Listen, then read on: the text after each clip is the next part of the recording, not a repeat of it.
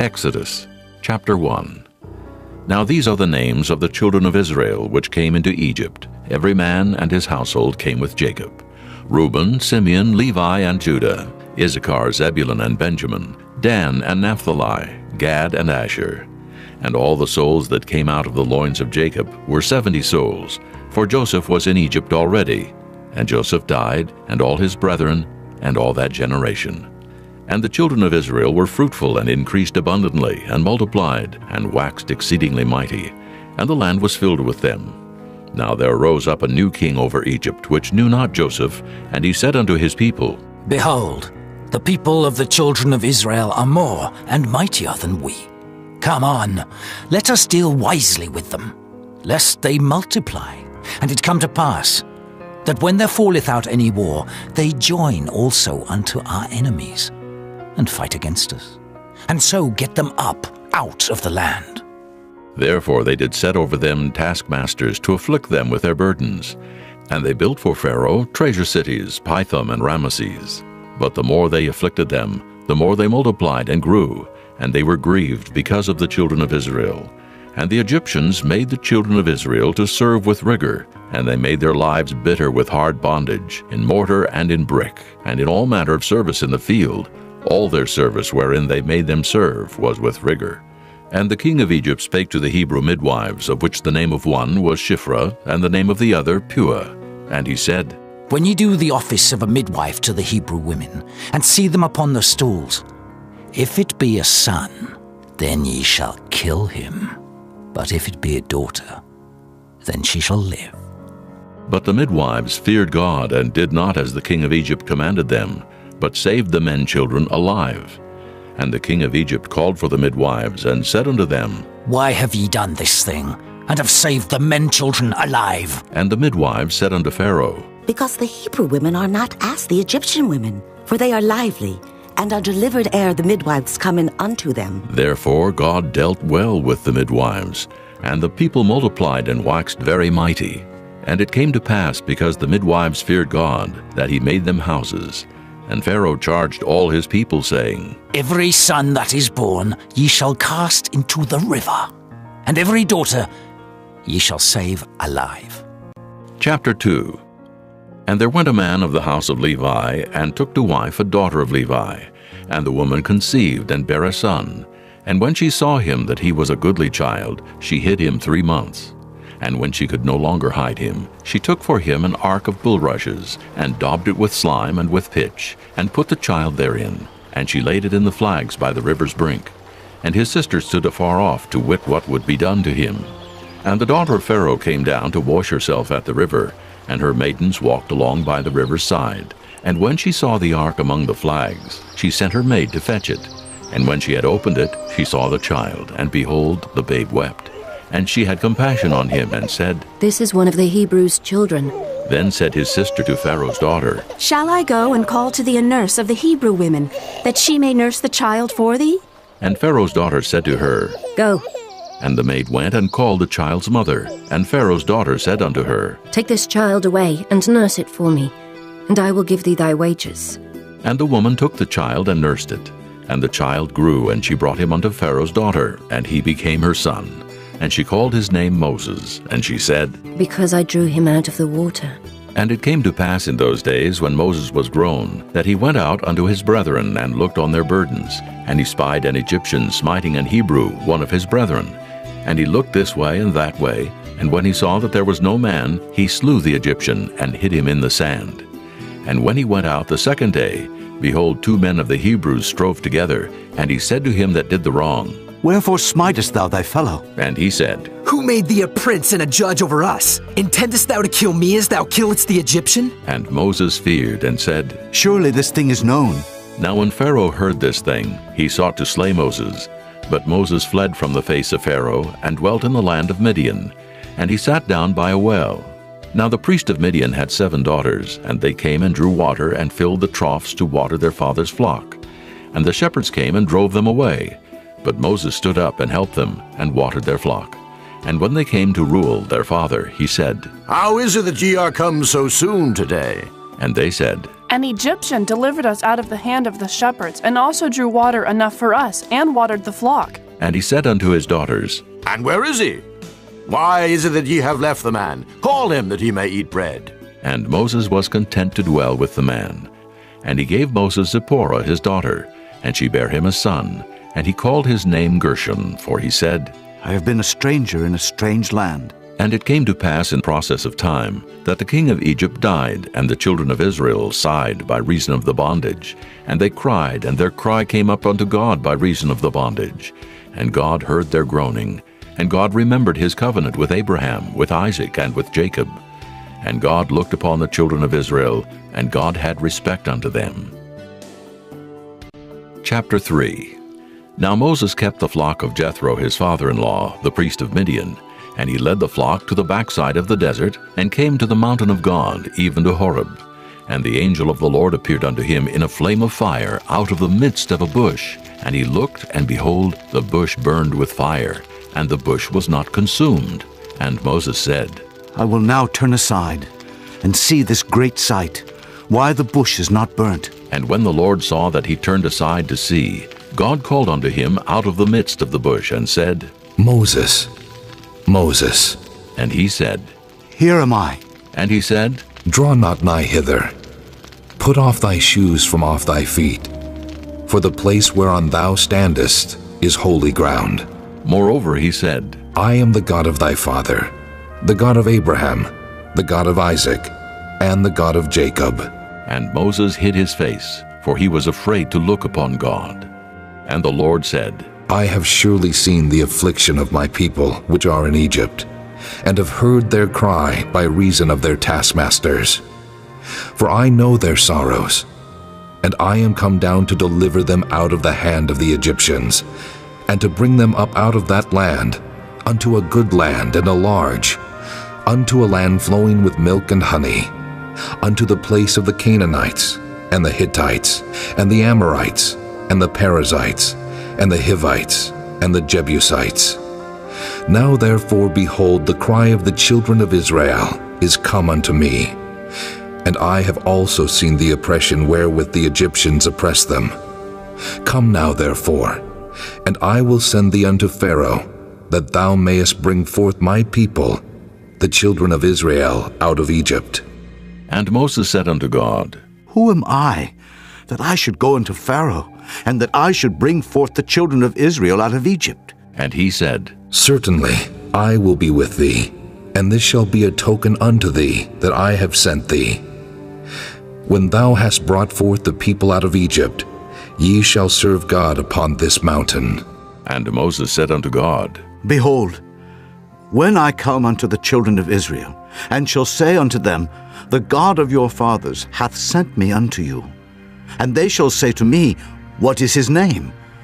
What shall I say unto them? And God said unto Moses, I am that I am. And he said, Thus shalt thou say unto the children of Israel, I am hath sent me unto you. And God said moreover unto Moses, Thus shalt thou say unto the children of Israel, The Lord God of your fathers, the God of Abraham, the God of Isaac, and the God of Jacob hath sent me unto you. This is my name forever, and this is my memorial unto all generations. Go and gather the elders of Israel together, and say unto them, The Lord God of your fathers, the God of Abraham, of Isaac, and of Jacob, appeared unto me, saying, I have surely visited you, and seen that which is done to you in Egypt. And I have said, I will bring you up out of the affliction of Egypt, unto the land of the Canaanites, and the Hittites, and the Amorites, and the Perizzites, and the Hivites, and the Jebusites, unto a land flowing with milk and honey. And they shall hearken to thy voice, and thou shalt come, thou and the elders of Israel, unto the king of Egypt, and ye shall say unto him, The Lord God of the Hebrews hath met with us, and now let us go. We beseech thee, 3 days' journey into the wilderness, that we may sacrifice to the Lord our God. And I am sure that the king of Egypt will not let you go, no, not by a mighty hand. And I will stretch out my hand and smite Egypt with all my wonders which I will do in the midst thereof. And after that he will let you go. And I will give this people favor in the sight of the Egyptians. And it shall come to pass, that when ye go, ye shall not go empty. But every woman shall borrow of her neighbor, and of her that sojourneth in her house, jewels of silver, and jewels of gold, and raiment. And ye shall put them upon your sons and upon your daughters, and ye shall spoil the Egyptians. Chapter 4. And Moses answered and said, But behold, they will not believe me, nor hearken unto my voice. For they will say, The Lord hath not appeared unto thee. And the Lord said unto him, What is that in thine hand? And he said, A rod. And he said, Cast it on the ground. And he cast it on the ground, and it became a serpent, and Moses fled from before it. And the Lord said unto Moses, Put forth thine hand, and take it by the tail. And he put forth his hand, and caught it, and it became a rod in his hand. That they may believe that the Lord God of their fathers, the God of Abraham, the God of Isaac, and the God of Jacob, hath appeared unto thee. And the Lord said furthermore unto him, Put now thine hand into thy bosom. And he put his hand into his bosom, and when he took it out, behold, his hand was leprous as snow. And he said, Put thine hand into thy bosom again. And he put his hand into his bosom again, and plucked it out of his bosom, and behold, it was turned again as his other flesh. And it shall come to pass, if they will not believe thee, neither hearken to the voice of the first sign, that they will believe the voice of the latter sign. And it shall come to pass, if they will not believe also these two signs, neither hearken unto thy voice, that thou shalt take of the water of the river, and pour it upon the dry land. And the water which thou takest out of the river shall become blood upon the dry land. And Moses said unto the Lord, O my Lord, I am not eloquent, neither heretofore nor since thou hast spoken unto thy servant, but I am slow of speech, and of a slow tongue. And the Lord said unto him, Who hath made man's mouth? Or who maketh the dumb or deaf, or the seen or the blind? Have not I the Lord? Now therefore go, and I will be with thy mouth, and teach thee what thou shalt say. And he said, O my Lord, send, I pray thee, by the hand of him whom thou wilt send. And the anger of the Lord was kindled against Moses, and he said, Is not Aaron the Levite thy brother? I know that he can speak well. And also, behold, he cometh forth to meet thee, and when he seeth thee, he will be glad in his heart. And thou shalt speak unto him, and put words in his mouth. And I will be with thy mouth, and with his mouth, and will teach you what ye shall do. And he shall be thy spokesman unto the people. And he shall be, even he shall be to thee instead of a mouth, and thou shalt be to him instead of God. And thou shalt take this rod in thine hand, wherewith thou shalt do signs. And Moses went and returned to Jethro his father-in-law, and said unto him, Let me go, I pray thee, and return unto my brethren which are in Egypt, and see whether they be yet alive. And Jethro said to Moses, Go in peace. And the Lord said unto Moses in Midian, Go, return into Egypt, for all the men are dead which sought thy life. And Moses took his wife and his sons, and set them upon an ass, and he returned to the land of Egypt. And Moses took the rod of God in his hand. And the Lord said unto Moses, When thou goest to return into Egypt, see that thou do all those wonders before Pharaoh, which I have put in thine hand. But I will harden his heart, that he shall not let the people go. And thou shalt say unto Pharaoh, Thus saith the Lord, Israel is my son, even my firstborn. And I say unto thee, Let my son go, that he may serve me. And if thou refuse to let him go, behold, I will slay thy son, even thy firstborn. And it came to pass by the way in the inn, that the Lord met him, and sought to kill him. Then Zipporah took a sharp stone, and cut off the foreskin of her son, and cast it at his feet, and said, Surely a bloody husband art thou to me. So he let him go. Then she said, A bloody husband thou art. because of the circumcision. And the Lord said to Aaron, Go into the wilderness to meet Moses. And he went and met him in the mount of God and kissed him. And Moses told Aaron all the words of the Lord who had sent him, and all the signs which he had commanded him. And Moses and Aaron went and gathered together all the elders of the children of Israel. And Aaron spake all the words which the Lord had spoken unto Moses, and did the signs in the sight of the people. And the people believed. And when they heard that the Lord had visited the children of Israel, and that he had looked upon their affliction, then they bowed their heads and worshipped. Chapter 5. And afterward Moses and Aaron went in and told Pharaoh, Thus saith the Lord God of Israel, Let my people go, that they may hold a feast unto me in the wilderness. And Pharaoh said, Who is the Lord, that I should obey his voice to let Israel go? I know not the Lord, neither will I let Israel go. And they said, The God of the Hebrews hath met with us. Let us go, we pray thee, 3 days' journey into the desert, and sacrifice unto the Lord our God, lest he fall upon us with pestilence or with the sword. And the king of Egypt said unto them, Wherefore do ye, Moses and Aaron, let the people from their works get you unto your burdens? And Pharaoh said, Behold, the people of the land now are many, and ye make them rest from their burdens. And Pharaoh commanded the same day the taskmasters of the people and their officers, saying, Ye shall no more give the people straw to make brick. As heretofore, let them go and gather straw for themselves. And the tale of the bricks, which they did make heretofore, ye shall lay upon them. Ye shall not diminish aught thereof, for they be idle. Therefore they cry, saying, Let us go and sacrifice to our God. Let there more work be laid upon the men, that they may labor therein, and let them not regard vain words. And the taskmasters of the people went out, and their officers, and they spake to the people, saying, Thus saith Pharaoh, I will not give you straw. Go ye, get you straw where ye can find it, yet not aught of your work shall be diminished. So the people were scattered abroad throughout all the land of Egypt to gather stubble instead of straw.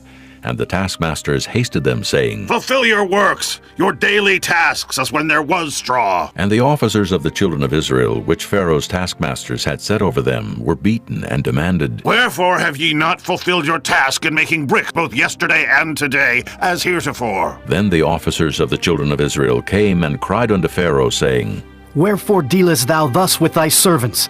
There is no straw given unto thy servants, and they say to us, Make brick. And behold, thy servants are beaten, but the fault is in thine own people. But he said, Ye are idle. Ye are idle. Therefore ye say, Let us go and do sacrifice to the Lord. Go therefore now, and work. For there shall no straw be given you, yet shall ye deliver the tale of bricks. And the officers of the children of Israel did see that they were in evil case after it was said, Ye shall not diminish aught from your bricks of your daily task. And they met Moses and Aaron, who stood in the way as they came forth from Pharaoh. And they said unto them, The Lord look upon you and judge, because ye have made our savor to be abhorred in the eyes of Pharaoh, and in the eyes of his servants to put a sword in their hand to slay us. And Moses returned unto the Lord and said, Lord, wherefore hast thou so evil entreated this people? Why is it that thou hast sent me? For since I came to Pharaoh to speak in thy name, he hath done evil to this people. Neither hast thou delivered thy people at all. Chapter 6. Then the Lord said unto Moses, Now shalt thou see what I will do to Pharaoh. For with a strong hand shall he let them go, and with a strong hand shall he drive them out of his land. And God spake unto Moses and said unto him, I am the Lord, and I appeared unto Abraham, unto Isaac, and unto Jacob by the name of God Almighty. But by my name Jehovah was I not known to them. And I have also established my covenant with them, to give them the land of Canaan, the land of their pilgrimage, wherein they were strangers. And I have also heard the groaning of the children of Israel, whom the Egyptians keep in bondage, and I have remembered my covenant. Wherefore say unto the children of Israel, I am the Lord, and I will bring you out from under the burdens of the Egyptians, and I will rid you out of their bondage, and I will redeem you with a stretched out arm, and with great judgments. And I will take you to me for a people, and I will be to you a God. And ye shall know that I am the Lord your God, which bringeth you out from under the burdens of the Egyptians. And I will bring you in unto the land, concerning the which I did swear to give it to Abraham, to Isaac, and to Jacob. And I will give it you for an heritage. I am the Lord. And Moses spake so unto the children of Israel, but they hearkened not unto Moses for anguish of spirit and for cruel bondage. And the Lord spake unto Moses, saying, Go in, speak unto Pharaoh king of Egypt, that he let the children of Israel go out of his land. And Moses spake before the Lord, saying, Behold, the children of Israel have not hearkened unto me.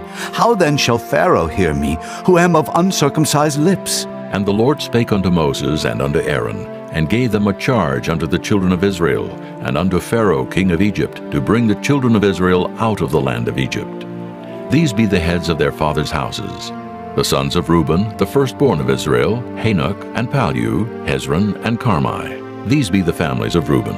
And the sons of Simeon, Jemuel, and Jamin, and Ohad, and Jachin, and Zohar, and Shaul, the son of a Canaanitish woman. These are the families of Simeon. And these are the names of the sons of Levi according to their generations, Gershon, and Kohath, and Merari. And the years of the life of Levi were 137 years. The sons of Gershon, Libni, and Shimei, according to their families. And the sons of Kohath, Amram, and Izhar, and Hebron, and Uzziel. And the years of the life of Kohath were 133 years. And the sons of Merari, Mahali, and Mushi. These are the families of Levi, according to their generations. And Amram took him Jochebed, his father's sister, to wife, and she bare him Aaron and Moses. And the years of the life of Amram were 137 years. And the sons of Izhar, Korah, and Nephig, and Zichri. And the sons of Uzziel, Mishael, and Elzaphan, and Zithri. And Aaron took him Elishubah, daughter of Aminadab, sister of Naashon, to wife. And she bare him Nadab, and Abihu, Eleazar, and Ithamar. And the sons of Korah, Asher, and Elkanah, and Abiasaph. These are the families of the Korhites. And Eleazar, Aaron's son, took him one of the daughters of Putiel to wife, and she bare him Phinehas. These are the heads of the fathers of the Levites according to their families. These are that Aaron and Moses, to whom the Lord said, Bring out the children of Israel from the land of Egypt according to their armies. These are they which spake to Pharaoh king of Egypt to bring out the children of Israel from Egypt. These are that Moses and Aaron. And it came to pass on the day when the Lord spake unto Moses in the land of Egypt, that the Lord spake unto Moses, saying, I am the Lord. Speak thou unto Pharaoh king of Egypt all that I say unto thee. And Moses said before the Lord, Behold, I am of uncircumcised lips, and how shall Pharaoh hearken unto me? Chapter 7. And the Lord said unto Moses, See, I have made thee a god to Pharaoh, and Aaron thy brother shall be thy prophet. Thou shalt speak all that I command thee, and Aaron thy brother shall speak unto Pharaoh, that he send the children of Israel out of his land.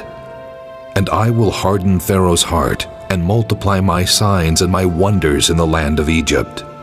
But Pharaoh shall not hearken unto you, that I may lay my hand upon Egypt, and bring forth mine armies, and my people, the children of Israel, out of the land of Egypt by great judgments.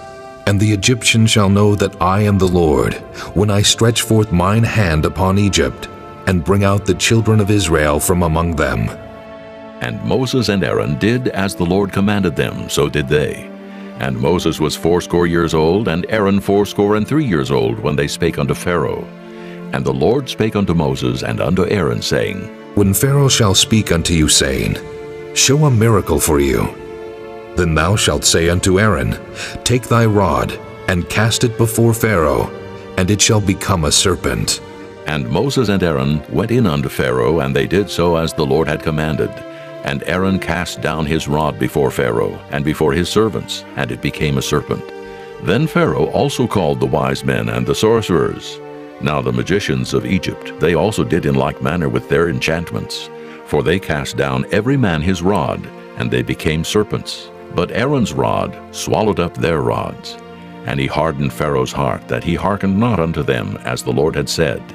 And the Lord said unto Moses, Pharaoh's heart is hardened. he refuseth to let the people go. Get thee unto Pharaoh in the morning. Lo, he goeth out unto the water. And thou shalt stand by the river's brink against Hecom. And the rod which was turned to a serpent shalt thou take in thine hand. And thou shalt say unto him, The Lord God of the Hebrews hath sent me unto thee, saying, Let my people go, that they may serve me in the wilderness. And behold, hitherto thou wouldest not hear. Thus saith the Lord, In this thou shalt know that I am the Lord. Behold, I will smite with the rod that is in mine hand upon the waters which are in the river, and they shall be turned to blood. And the fish that is in the river shall die, and the river shall stink, and the Egyptians shall loathe to drink of the water of the river. And the Lord spake unto Moses, Say unto Aaron, Take thy rod, and stretch out thine hand upon the waters of Egypt, upon their streams, upon their rivers, and upon their ponds, and upon all their pools of water, that they may become blood. And that there may be blood throughout all the land of Egypt, both in vessels of wood and in vessels of stone. And Moses and Aaron did so as the Lord commanded. And he lifted up the rod, and smote the waters that were in the river in the sight of Pharaoh, and in the sight of his servants. And all the waters that were in the river were turned to blood. And the fish that was in the river died. And the river stank, and the Egyptians could not drink of the water of the river. And there was blood throughout all the land of Egypt.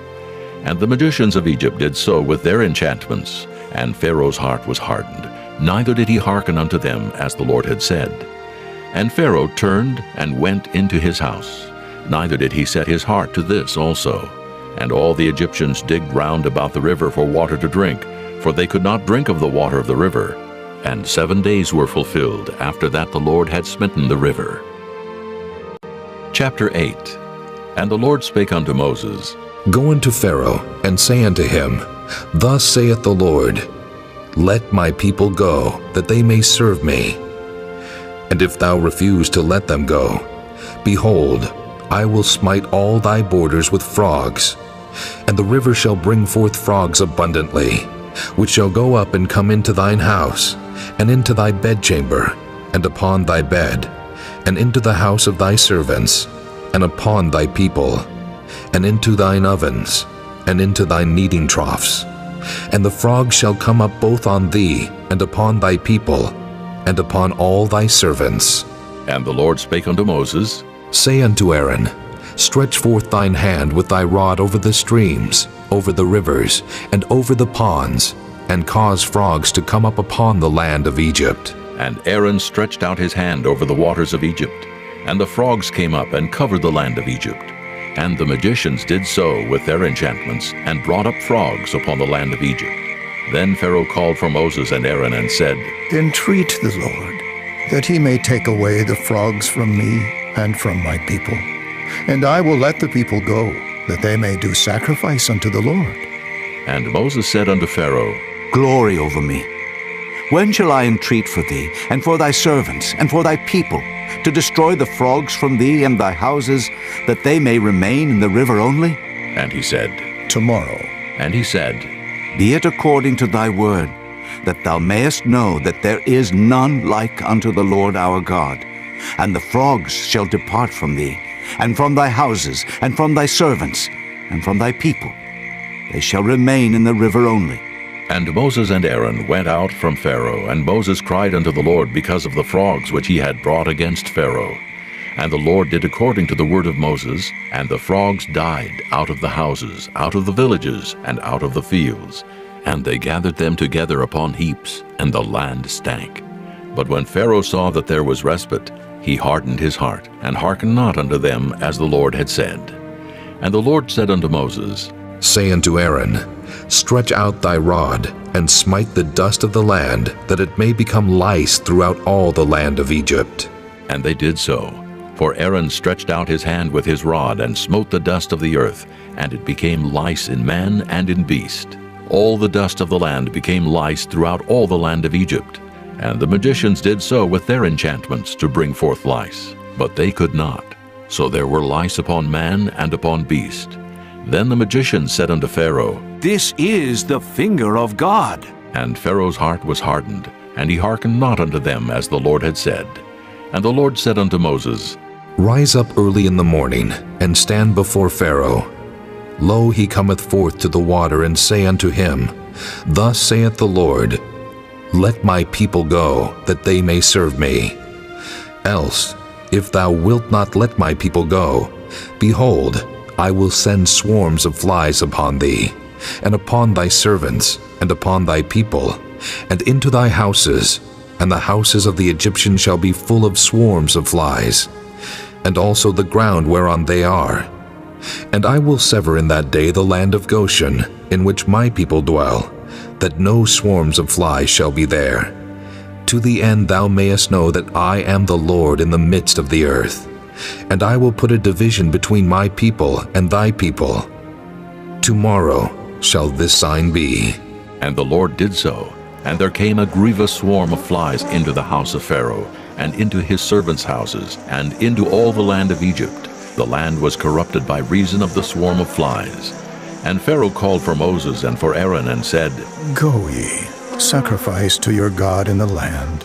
And Moses said, It is not meet so to do. For we shall sacrifice the abomination of the Egyptians to the Lord our God. Lo, shall we sacrifice the abomination of the Egyptians before their eyes? And will they not stone us? We will go 3 days' journey into the wilderness, and sacrifice to the Lord our God, as he shall command us. And Pharaoh said, I will let you go, that ye may sacrifice to the Lord your God in the wilderness. Only ye shall not go very far away. Entreat for me. And Moses said, Behold, I go out from thee, and I will entreat the Lord that the swarms of flies may depart from Pharaoh, from his servants, and from his people, tomorrow. But let not Pharaoh deal deceitfully any more in not letting the people go to sacrifice to the Lord. And Moses went out from Pharaoh and entreated the Lord. And the Lord did according to the word of Moses, and he removed the swarms of flies from Pharaoh, from his servants, and from his people. There remained not one. And Pharaoh hardened his heart at this time also, neither would he let the people go. Chapter 9. Then the Lord said unto Moses, Go in unto Pharaoh, and tell him, Thus saith the Lord God of the Hebrews, Let my people go, that they may serve me. For if thou refuse to let them go, and wilt hold them still, behold, the hand of the Lord is upon thy cattle, which is in the field, upon the horses, upon the asses, upon the camels, upon the oxen, and upon the sheep. There shall be a very grievous murrain.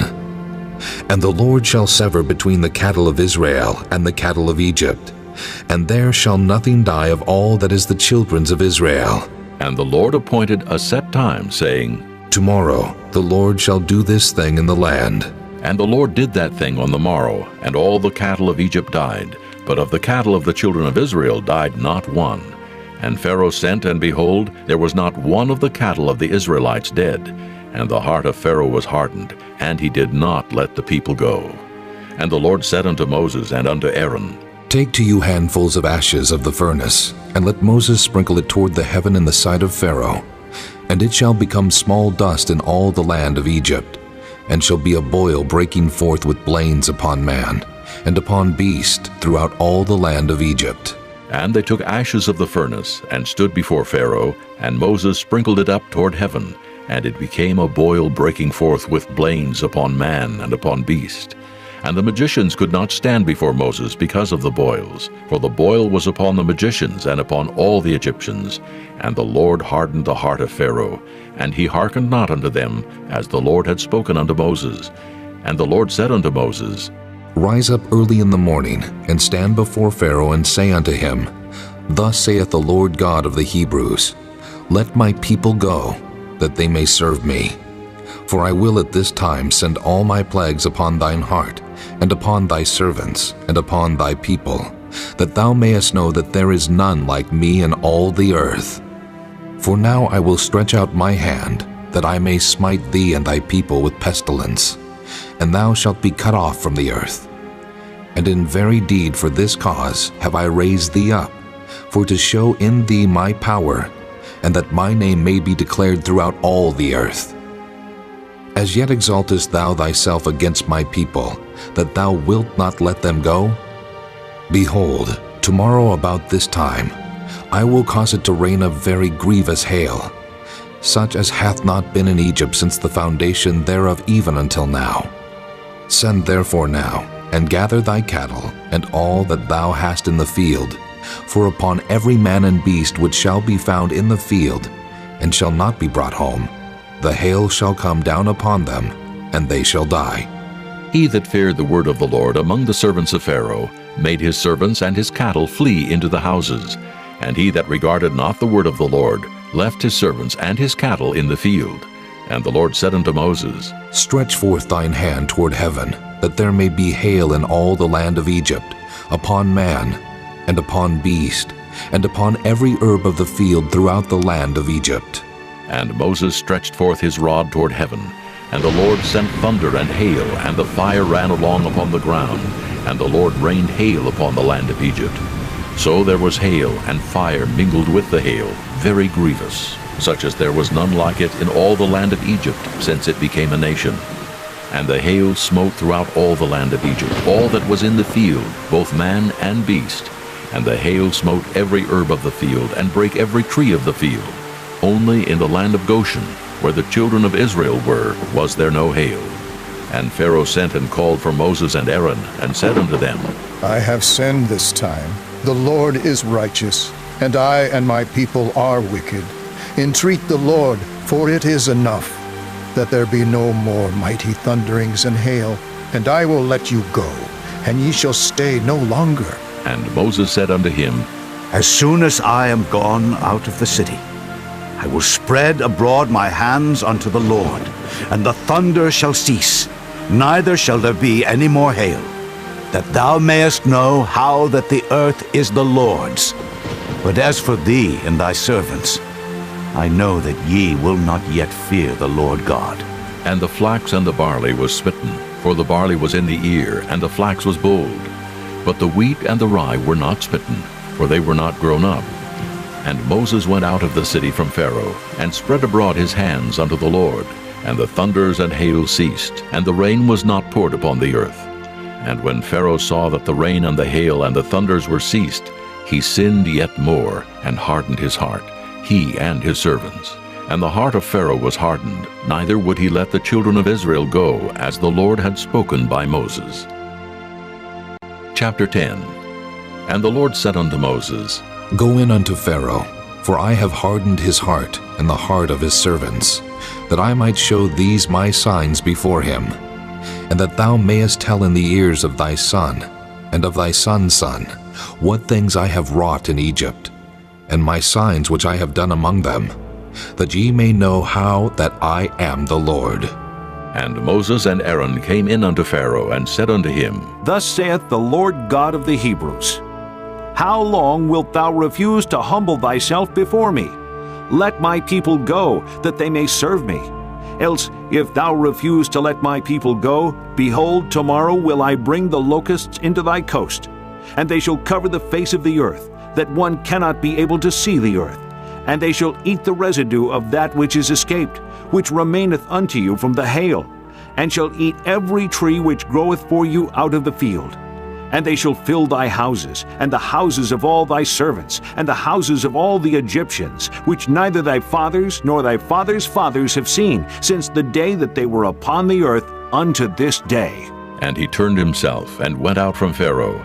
And Pharaoh's servants said unto him, How long shall this man be a snare unto us? Let the men go, that they may serve the Lord their God. Knowest thou not yet that Egypt is destroyed? And Moses and Aaron were brought again unto Pharaoh, and he said unto them, Go, serve the Lord your God. But who are they that shall go? And Moses said, We will go with our young and with our old, with our sons and with our daughters, with our flocks and with our herds will we go. For we must hold a feast unto the Lord. And he said unto them, Let the Lord be so with you, as I will let you go, and your little ones. Look to it, for evil is before you. Not so. Go now, ye that are men, and serve the Lord, for that ye did desire. And they were driven out from Pharaoh's presence. And the Lord said unto Moses, Stretch out thine hand over the land of Egypt for the locusts, that they may come up upon the land of Egypt, and eat every herb of the land, even all that the hail hath left. And Moses stretched forth his rod over the land of Egypt. And the Lord brought an east wind upon the land all that day and all that night. And when it was morning, the east wind brought the locusts. And the locusts went up over all the land of Egypt, and rested in all the coasts of Egypt. Very grievous were they. Before them there were no such locusts as they, neither after them shall be such. For they covered the face of the whole earth, so that the land was darkened. And they did eat every herb of the land, and all the fruit of the trees which the hail had left. And there remained not any green thing in the trees, or in the herbs of the field through all the land of Egypt. Then Pharaoh called for Moses and Aaron in haste, and he said, I have sinned against the Lord your God and against you. Now therefore forgive, I pray thee, my sin only this once, and entreat the Lord your God that he may take away from me this death only. And he went out from Pharaoh and entreated the Lord. And the Lord turned a mighty strong west wind, which took away the locusts and cast them into the Red Sea. There remained not one locust in all the coasts of Egypt. But the Lord hardened Pharaoh's heart, so that he would not let the children of Israel go. And the Lord said unto Moses, Stretch out thine hand toward heaven, that there may be darkness over the land of Egypt, even darkness which may be felt. And Moses stretched forth his hand toward heaven, and there was a thick darkness in all the land of Egypt 3 days. They saw not one another, neither rose any from his place for 3 days, but all the children of Israel had light in their dwellings. And Pharaoh called unto Moses and said, Go ye, serve the Lord. Only let your flocks and your herds be stayed. Let your little ones also go with you. And Moses said, Thou must give us also sacrifices and burnt offerings, that we may sacrifice unto the Lord our God. Our cattle also shall go with us. There shall not an hoof be left behind, for thereof must we take to serve the Lord our God. And we know not with what we must serve the Lord until we come thither. But the Lord hardened Pharaoh's heart, and he would not let them go. And Pharaoh said unto him, Get thee from me. Take heed to thyself. See my face no more, for in that day thou seest my face, thou shalt die. And Moses said, Thou hast spoken well. I will see thy face again no more. Chapter 11. And the Lord said unto Moses, Yet will I bring one plague more upon Pharaoh and upon Egypt. Afterwards he will let you go hence. When he shall let you go, he shall surely thrust you out hence altogether. Speak now in the ears of the people, and let every man borrow of his neighbor, and every woman of her neighbor, jewels of silver and jewels of gold. And the Lord gave the people favor in the sight of the Egyptians. Moreover, the man Moses was very great in the land of Egypt, in the sight of Pharaoh's servants, and in the sight of the people. And Moses said, Thus saith the Lord, About midnight will I go out into the midst of Egypt, and all the firstborn in the land of Egypt shall die, from the firstborn of Pharaoh that sitteth upon his throne, even unto the firstborn of the maidservant that is behind the mill, and all the firstborn of beasts. And there shall be a great cry throughout all the land of Egypt, such as there was none like it, nor shall be like it any more. But against any of the children of Israel shall not a dog move his tongue, against man or beast, that ye may know how that the Lord doth put a difference between the Egyptians and Israel. And all these thy servants shall come down unto me, and bow down themselves unto me, saying, Get thee out, and all the people that follow thee. And after that I will go out. And he went out from Pharaoh in a great anger. And the Lord said unto Moses, Pharaoh shall not hearken unto you, that my wonders may be multiplied in the land of Egypt. And Moses and Aaron did all these wonders before Pharaoh. And the Lord hardened Pharaoh's heart, so that he would not let the children of Israel go out of his land. Chapter 12. And the Lord spake unto Moses and Aaron in the land of Egypt, saying, This month shall be unto you the beginning of months. It shall be the first month of the year to you. Speak ye unto all the congregation of Israel, saying, In the 10th day of this month they shall take to them every man a lamb, according to the house of their fathers, a lamb for an house. And if the household be too little for the lamb, let him and his neighbor next unto his house take it according to the number of the souls. Every man according to his eating shall make your count for the lamb. Your lamb shall be without blemish, a male of the first year. Ye shall take it out from the sheep or from the goats, and ye shall keep it up until the 14th day of the same month. And the whole assembly of the congregation of Israel shall kill it in the evening. And they shall take of the blood, and strike it on the 2 side posts, and on the upper doorpost of the houses, wherein they shall eat it. And they shall eat the flesh in that night, roast with fire and unleavened bread, and with bitter herbs they shall eat it. Eat not of it raw, nor sodden at all with water, but roast with fire his head with his legs, and with the purtenance thereof. And ye shall let nothing of it remain until the morning. And that which remaineth of it until the morning ye shall burn with fire. And thus shall ye eat it, with your loins girded, your shoes on your feet, and your staff in your hand. And ye shall eat it in haste. It is the Lord's Passover. For I will pass through the land of Egypt this night, and will smite all the firstborn in the land of Egypt, both man and beast, and against all the gods of Egypt I will execute judgment. I am the Lord. And the blood shall be to you for a token upon the houses where ye are.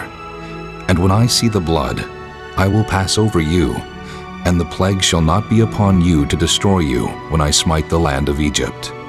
And this day shall be unto you for a memorial, and ye shall keep it a feast to the Lord throughout your generations. Ye shall keep it a feast by an ordinance forever. 7 days shall ye eat unleavened bread. Even the first day ye shall put away leaven out of your houses. For whosoever eateth leavened bread from the first day until the 7th day, that soul shall be cut off from Israel. And in the first day there shall be an holy convocation, and in the 7th day there shall be an holy convocation to you. No manner of work shall be done in them, save that which every man must eat, that only may be done of you. And ye shall observe the feast of unleavened bread. For in this selfsame day have I brought your armies out of the land of Egypt. Therefore shall ye observe this day in your generations by an ordinance forever.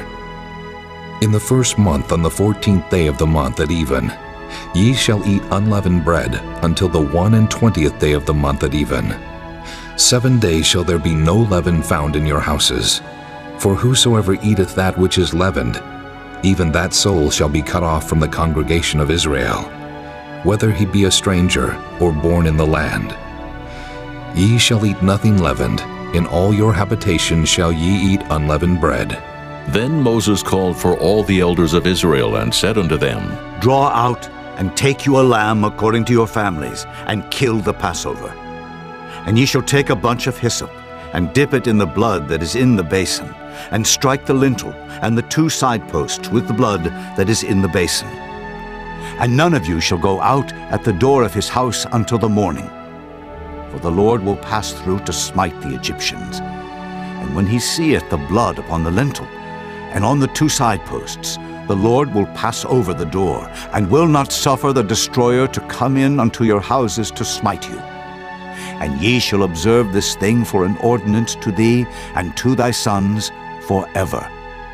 And it shall come to pass, when ye be come to the land which the Lord will give you, according as he hath promised, that ye shall keep this service.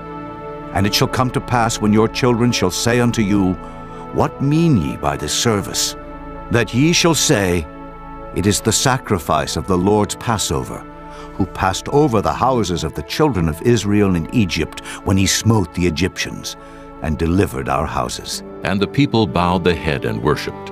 And the children of Israel went away, and did as the Lord had commanded Moses and Aaron, so did they. And it came to pass that at midnight the Lord smote all the firstborn in the land of Egypt, from the firstborn of Pharaoh that sat on his throne, unto the firstborn of the captive that was in the dungeon, and all the firstborn of cattle.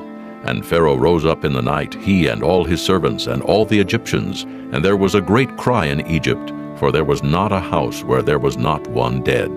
And he called for Moses and Aaron by night and said, Rise up and get you forth from among my people, both ye and the children of Israel, and go, serve the Lord as ye have said. Also take your flocks and your herds, as ye have said, and be gone, and bless me also. And the Egyptians were urgent upon the people that they might send them out of the land in haste, for they said, We be all dead men. And the people took their dough before it was leavened, their kneading troughs being bound up in their clothes upon their shoulders. And the children of Israel did according to the word of Moses, and they borrowed of the Egyptians jewels of silver and jewels of gold and raiment. And the Lord gave the people favor in the sight of the Egyptians, so that they lent unto them such things as they required, and they spoiled the Egyptians. And the children of Israel journeyed from Ramesses to Succoth, about 600,000 on foot that were men, beside children. And a mixed multitude went up also with them, and flocks and herds, even very much cattle. And they baked unleavened cakes of the dough which they brought forth out of Egypt, for it was not leavened, because they were thrust out of Egypt, and could not tarry, neither had they prepared for themselves any victual. Now the sojourning of the children of Israel who dwelt in Egypt was 430 years.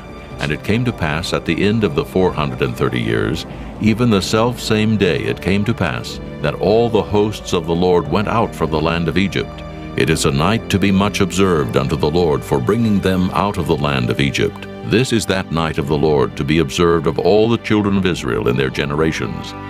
And the Lord said unto Moses and Aaron, This is the ordinance of the Passover. There shall no stranger eat thereof.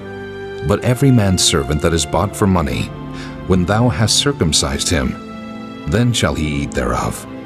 A foreigner and an hired servant shall not eat thereof. In one house shall it be eaten. Thou shalt not carry forth aught of the flesh abroad out of the house, neither shall ye break a bone thereof. All the congregation of Israel shall keep it.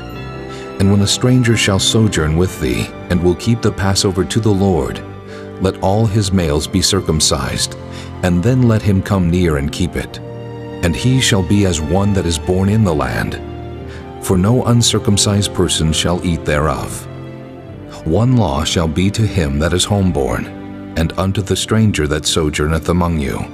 Thus did all the children of Israel, as the Lord commanded Moses and Aaron, so did they. And it came to pass the selfsame day that the Lord did bring the children of Israel out of the land of Egypt by their armies. Chapter 13. And the Lord spake unto Moses, saying, Sanctify unto me all the firstborn. Whatsoever openeth the womb among the children of Israel, both of man and of beast, it is mine. And Moses said unto the people, Remember this day, in which ye came out from Egypt, out of the house of bondage. For by strength of hand the Lord brought you out from this place. There shall no leavened bread be eaten. This day came ye out in the month Abib. And it shall be, when the Lord shall bring thee into the land of the Canaanites, and the Hittites, and the Amorites, and the Hivites, and the Jebusites, which he sware unto thy fathers to give thee, a land flowing with milk and honey, that thou shalt keep this service in this month. 7 days thou shalt eat unleavened bread, and in the 7th day shall be a feast to the Lord. Unleavened bread shall be eaten 7 days, and there shall no leavened bread be seen with thee. Neither shall there be leaven seen with thee in all thy quarters. And thou shalt show thy son in that day, saying, This is done because of that which the Lord did unto me when I came forth out of Egypt. And it shall be for a sign unto thee upon thine hand, and for a memorial between thine eyes, that the Lord's law may be in thy mouth. For with a strong hand hath the Lord brought thee out of Egypt. Thou shalt therefore keep this ordinance in his season from year to year. And it shall be, when the Lord shall bring thee into the land of the Canaanites, as he sware unto thee and to thy fathers, and shall give it thee, that thou shalt set apart unto the Lord all that openeth the matrix, and every firstling that cometh of a beast which thou hast, the males shall be the Lord's. And every firstling of an ass thou shalt redeem with a lamb. And if thou wilt not redeem it, then thou shalt break his neck. And all the firstborn of man among thy children shalt thou redeem. And it shall be when thy son asketh thee in time to come, saying, What is this? That thou shalt say unto him, By strength of hand the Lord brought us out from Egypt, from the house of bondage. And it came to pass, when Pharaoh would hardly let us go, that the Lord slew all the firstborn in the land of Egypt, both the firstborn of man and the firstborn of beast. Therefore I sacrifice to the Lord all that openeth the matrix, being males, but all the firstborn of my children I redeem. And it shall be for a token upon thine hand, and for frontlets between thine eyes, for by strength of hand the Lord brought us forth out of Egypt. And it came to pass, when Pharaoh had let the people go, that God led them not through the way of the land of the Philistines, although that was near. For God said, Lest peradventure the people repent when they see war, and they return to Egypt. But God led the people about through the way of the wilderness of the Red Sea. And the children of Israel went up harnessed out of the land of Egypt. And Moses took the bones of Joseph with him, for he had straitly sworn the children of Israel, saying, God will surely visit you, and ye shall carry up my bones away hence with you. And they took their journey from Succoth, and encamped in Etham in the edge of the wilderness. And the Lord went before them by day in a pillar of cloud to lead them the way, and by night in a pillar of fire to give them light, to go by day and night. He took not away the pillar of the cloud by day, nor the pillar of fire by night from before the people. Chapter 14. And the Lord spake unto Moses, saying, Speak unto the children of Israel, that they turn and encamp before Pi-hahiroth, between Migdol and the sea, over against Baal-zephon. Before it shall ye encamp by the sea. For Pharaoh will say of the children of Israel, They are entangled in the land, the wilderness hath shut them in. And I will harden Pharaoh's heart, that he shall follow after them. And I will be honored upon Pharaoh, and upon all his host, that the Egyptians may know that I am the Lord. And they did so. And it was told the king of Egypt that the people fled, and the heart of Pharaoh and of his servants was turned against the people, and they said, Why have we done this, that we have let Israel go from serving us? And he made ready his chariot, and took his people with him. And he took 600 chosen chariots, and all the chariots of Egypt, and captains over every one of them. And the Lord hardened the heart of Pharaoh, king of Egypt, and he pursued after the children of Israel. And the children of Israel went out with an high hand. But the Egyptians pursued after them, all the horses and chariots of Pharaoh, and his horsemen, and his army, and overtook them encamping by the sea beside Pi-hahiroth, before Baal-zephon. And when Pharaoh drew nigh, the children of Israel lifted up their eyes, and behold, the Egyptians marched after them, and they were sore afraid. And the children of Israel cried out unto the Lord, and they said unto Moses, Because there were no graves, in Egypt hast thou taken us away to die in the wilderness? Wherefore hast thou dealt thus with us, to carry us forth out of Egypt? Is not this the word that we did tell thee in Egypt, saying, Let us alone, that we may serve the Egyptians? For it had been better for us to serve the Egyptians, than that we should die in the wilderness. And Moses said unto the people, Fear ye not. Stand still, and see the salvation of the Lord, which he will show to you today. For the Egyptians, whom ye have seen today, ye shall see them again no more forever. The Lord shall fight for you, and ye shall hold your peace. And the Lord said unto Moses, Wherefore criest thou unto me? Speak unto the children of Israel, that they go forward. But lift thou up thy rod, and stretch out thine hand over the sea, and divide it. And the children of Israel shall go on dry ground through the midst of the sea. And I, behold, I will harden the hearts of the Egyptians, and they shall follow them. And I will get me honor upon Pharaoh, and upon all his host, upon his chariots, and upon his horsemen. And the Egyptians shall know that I am the Lord, when I have gotten me honor upon Pharaoh, upon his chariots, and upon his horsemen. And the angel of God, which went before the camp of Israel, removed and went behind them. And the pillar of the cloud went from before their face, and stood behind them. And it came between the camp of the Egyptians and the camp of Israel, and it was a cloud and darkness to them, but it gave light by night to these, so that the one came not near the other all the night. And Moses stretched out his hand over the sea, and the Lord caused the sea to go back by a strong east wind all that night, and made the sea dry land, and the waters were divided. And the children of Israel went into the midst of the sea upon the dry ground, and the waters were a wall unto them on their right hand and on their left. And the Egyptians pursued, and went in after them to the midst of the sea, even all Pharaoh's horses, his chariots, and his horsemen. And it came to pass that in the morning watch the Lord looked unto the host of the Egyptians through the pillar of fire and of the cloud, and troubled the host of the Egyptians, and took off their chariot wheels, that they drave them heavily, so that the Egyptians said, Let us flee from the face of Israel, for the Lord fighteth for them against the Egyptians. And the Lord said unto Moses, Stretch out thine hand over the sea, that the waters may come again upon the Egyptians, upon their chariots, and upon their horsemen. And Moses stretched forth his hand over the sea, and the sea returned to his strength when the morning appeared. And the Egyptians fled against it, and the Lord overthrew the Egyptians in the midst of the sea. And the waters returned, and covered the chariots and the horsemen, and all the host of Pharaoh that came into the sea after them. There remained not so much as one of them. But the children of Israel walked upon dry land in the midst of the sea, and the waters were a wall unto them on their right hand and on their left. Thus the Lord saved Israel that day out of the hand of the Egyptians.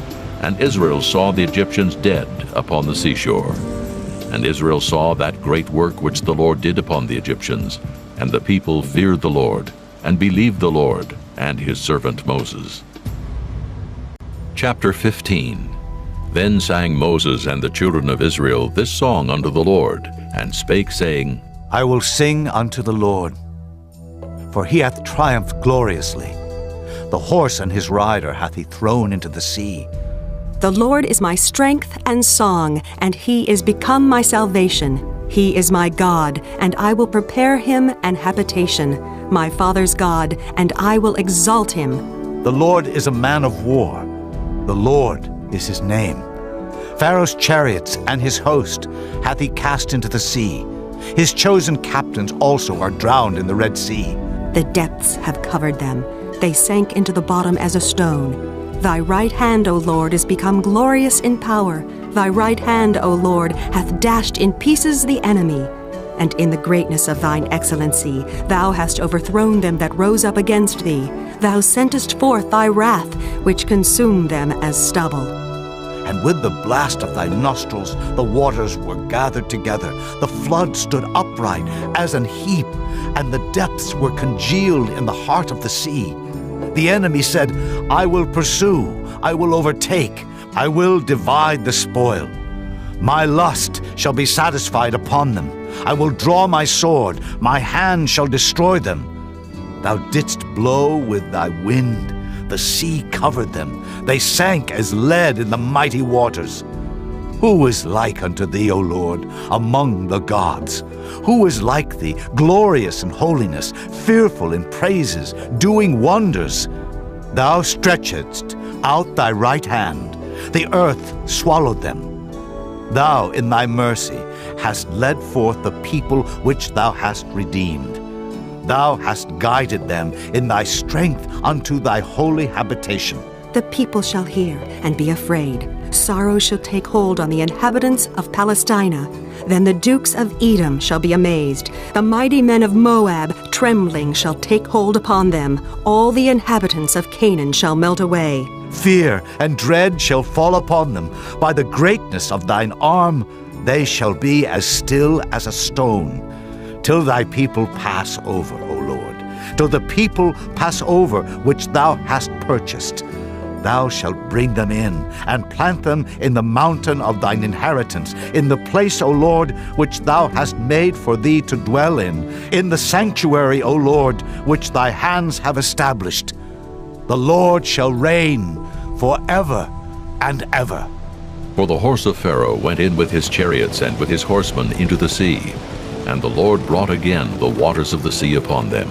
But the children of Israel went on dry land in the midst of the sea. And Miriam the prophetess, the sister of Aaron, took a timbrel in her hand, and all the women went out after her with timbrels and with dances. And Miriam answered them, Sing ye to the Lord, for he hath triumphed gloriously. The horse and his rider hath he thrown into the sea. So Moses brought Israel from the Red Sea, and they went out into the wilderness of Shur. And they went 3 days in the wilderness and found no water. And when they came to Marah, they could not drink of the waters of Marah, for they were bitter. Therefore the name of it was called Marah. And the people murmured against Moses, saying, What shall we drink? And he cried unto the Lord. And the Lord showed him a tree, which when he had cast into the waters were made sweet. There he made for them a statute and an ordinance, and there he proved them, and said, If thou wilt diligently hearken to the voice of the Lord thy God, and wilt do that which is right in his sight, and wilt give ear to his commandments, and keep all his statutes, I will put none of these diseases upon thee, which I have brought upon the Egyptians. For I am the Lord that healeth thee. And they came to Elim, where were 12 wells of water, and 70 palm trees, and they encamped there by the waters. Chapter 16. And they took their journey from Elim, and all the congregation of the children of Israel came unto the wilderness of Sin, which is between Elim and Sinai, on the 15th day of the 2nd month, after their departing out of the land of Egypt. And the whole congregation of the children of Israel murmured against Moses and Aaron in the wilderness. And the children of Israel said unto them, Would to God we had died by the hand of the Lord in the land of Egypt, when we sat by the flesh pots, and when we did eat bread to the full. For ye have brought us forth into this wilderness, to kill this whole assembly with hunger. Then said the Lord unto Moses, Behold, I will rain bread from heaven for you. And the people shall go out and gather a certain rate every day, that I may prove them whether they will walk in my law or no. And it shall come to pass, that on the 6th day they shall prepare that which they bring in, and it shall be twice as much as they gather daily. And Moses and Aaron said unto all the children of Israel, At even, then ye shall know that the Lord hath brought you out from the land of Egypt. And in the morning, then ye shall see the glory of the Lord, for that he heareth your murmurings against the Lord. And what are we, that ye murmur against us? And Moses said, This shall be, when the Lord shall give you in the evening flesh to eat, and in the morning bread to the full. For that the Lord heareth your murmurings, which ye murmur against him. And what are we? Your murmurings are not against us, but against the Lord. And Moses spake unto Aaron, Say unto all the congregation of the children of Israel, Come near before the Lord, for he hath heard your murmurings. And it came to pass, as Aaron spake unto the whole congregation of the children of Israel, that they looked toward the wilderness, and behold, the glory of the Lord appeared in the cloud.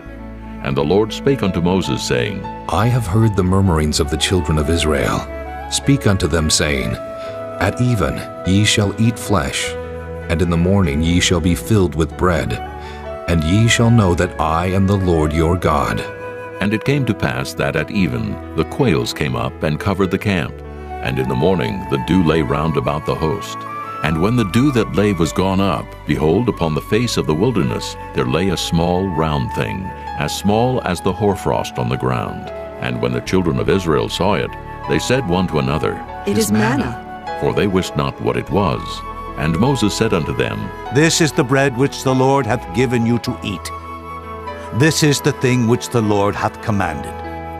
Gather of it every man according to his eating, an omer for every man according to the number of your persons. Take ye every man for them which are in his tents. And the children of Israel did so, and gathered some more, some less. And when they did meet it with an omer, he that gathered much had nothing over, and he that gathered little had no lack. They gathered every man according to his eating. And Moses said, Let no man leave of it till the morning. Notwithstanding, they hearkened not unto Moses. But some of them left of it until the morning, and it bred worms, and stank. And Moses was wroth with them. And they gathered it every morning, every man according to his eating. And when the sun waxed hot, it melted. And it came to pass that on the 6th day they gathered twice as much bread, 2 omers for 1 man. And all the rulers of the congregation came and told Moses, and he said unto them, This is that which the Lord hath said. Tomorrow is the rest of the holy Sabbath unto the Lord. Bake that which ye will bake today, and seethe that ye will seethe, and that which remaineth over lay up for you to be kept until the morning. And they laid it up till the morning, as Moses bade. And it did not stink, neither was there any worm therein. And Moses said, Eat that today, for today is a Sabbath unto the Lord. Today ye shall not find it in the field. 6 days ye shall gather it, but on the 7th day, which is the Sabbath, in it there shall be none. And it came to pass that there went out some of the people on the 7th day for to gather, and they found none.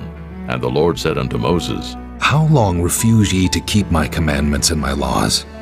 See, for that the Lord hath given you the Sabbath. Therefore he giveth you on the 6th day the bread of 2 days. Abide ye every man in his place. Let no man go out of his place on the 7th day. So the people rested on the 7th day. And the house of Israel called the name thereof manna, and it was like coriander seed, white, and the taste of it was like wafers made with honey. And Moses said, This is the thing which the Lord commandeth. Fill an omer of it, to be kept for your generations, that they may see the bread wherewith I have fed you in the wilderness, when I brought you forth from the land of Egypt. And Moses said unto Aaron, Take a pot and put an omer full of manna therein, and lay it up before the Lord, to be kept for your generations. As the Lord commanded Moses, so Aaron laid it up before the testimony to be kept. And the children of Israel did eat manna 40 years, until they came to a land inhabited. They did eat manna until they came unto the borders of the land of Canaan. Now an omer is the 10th part of an ephah.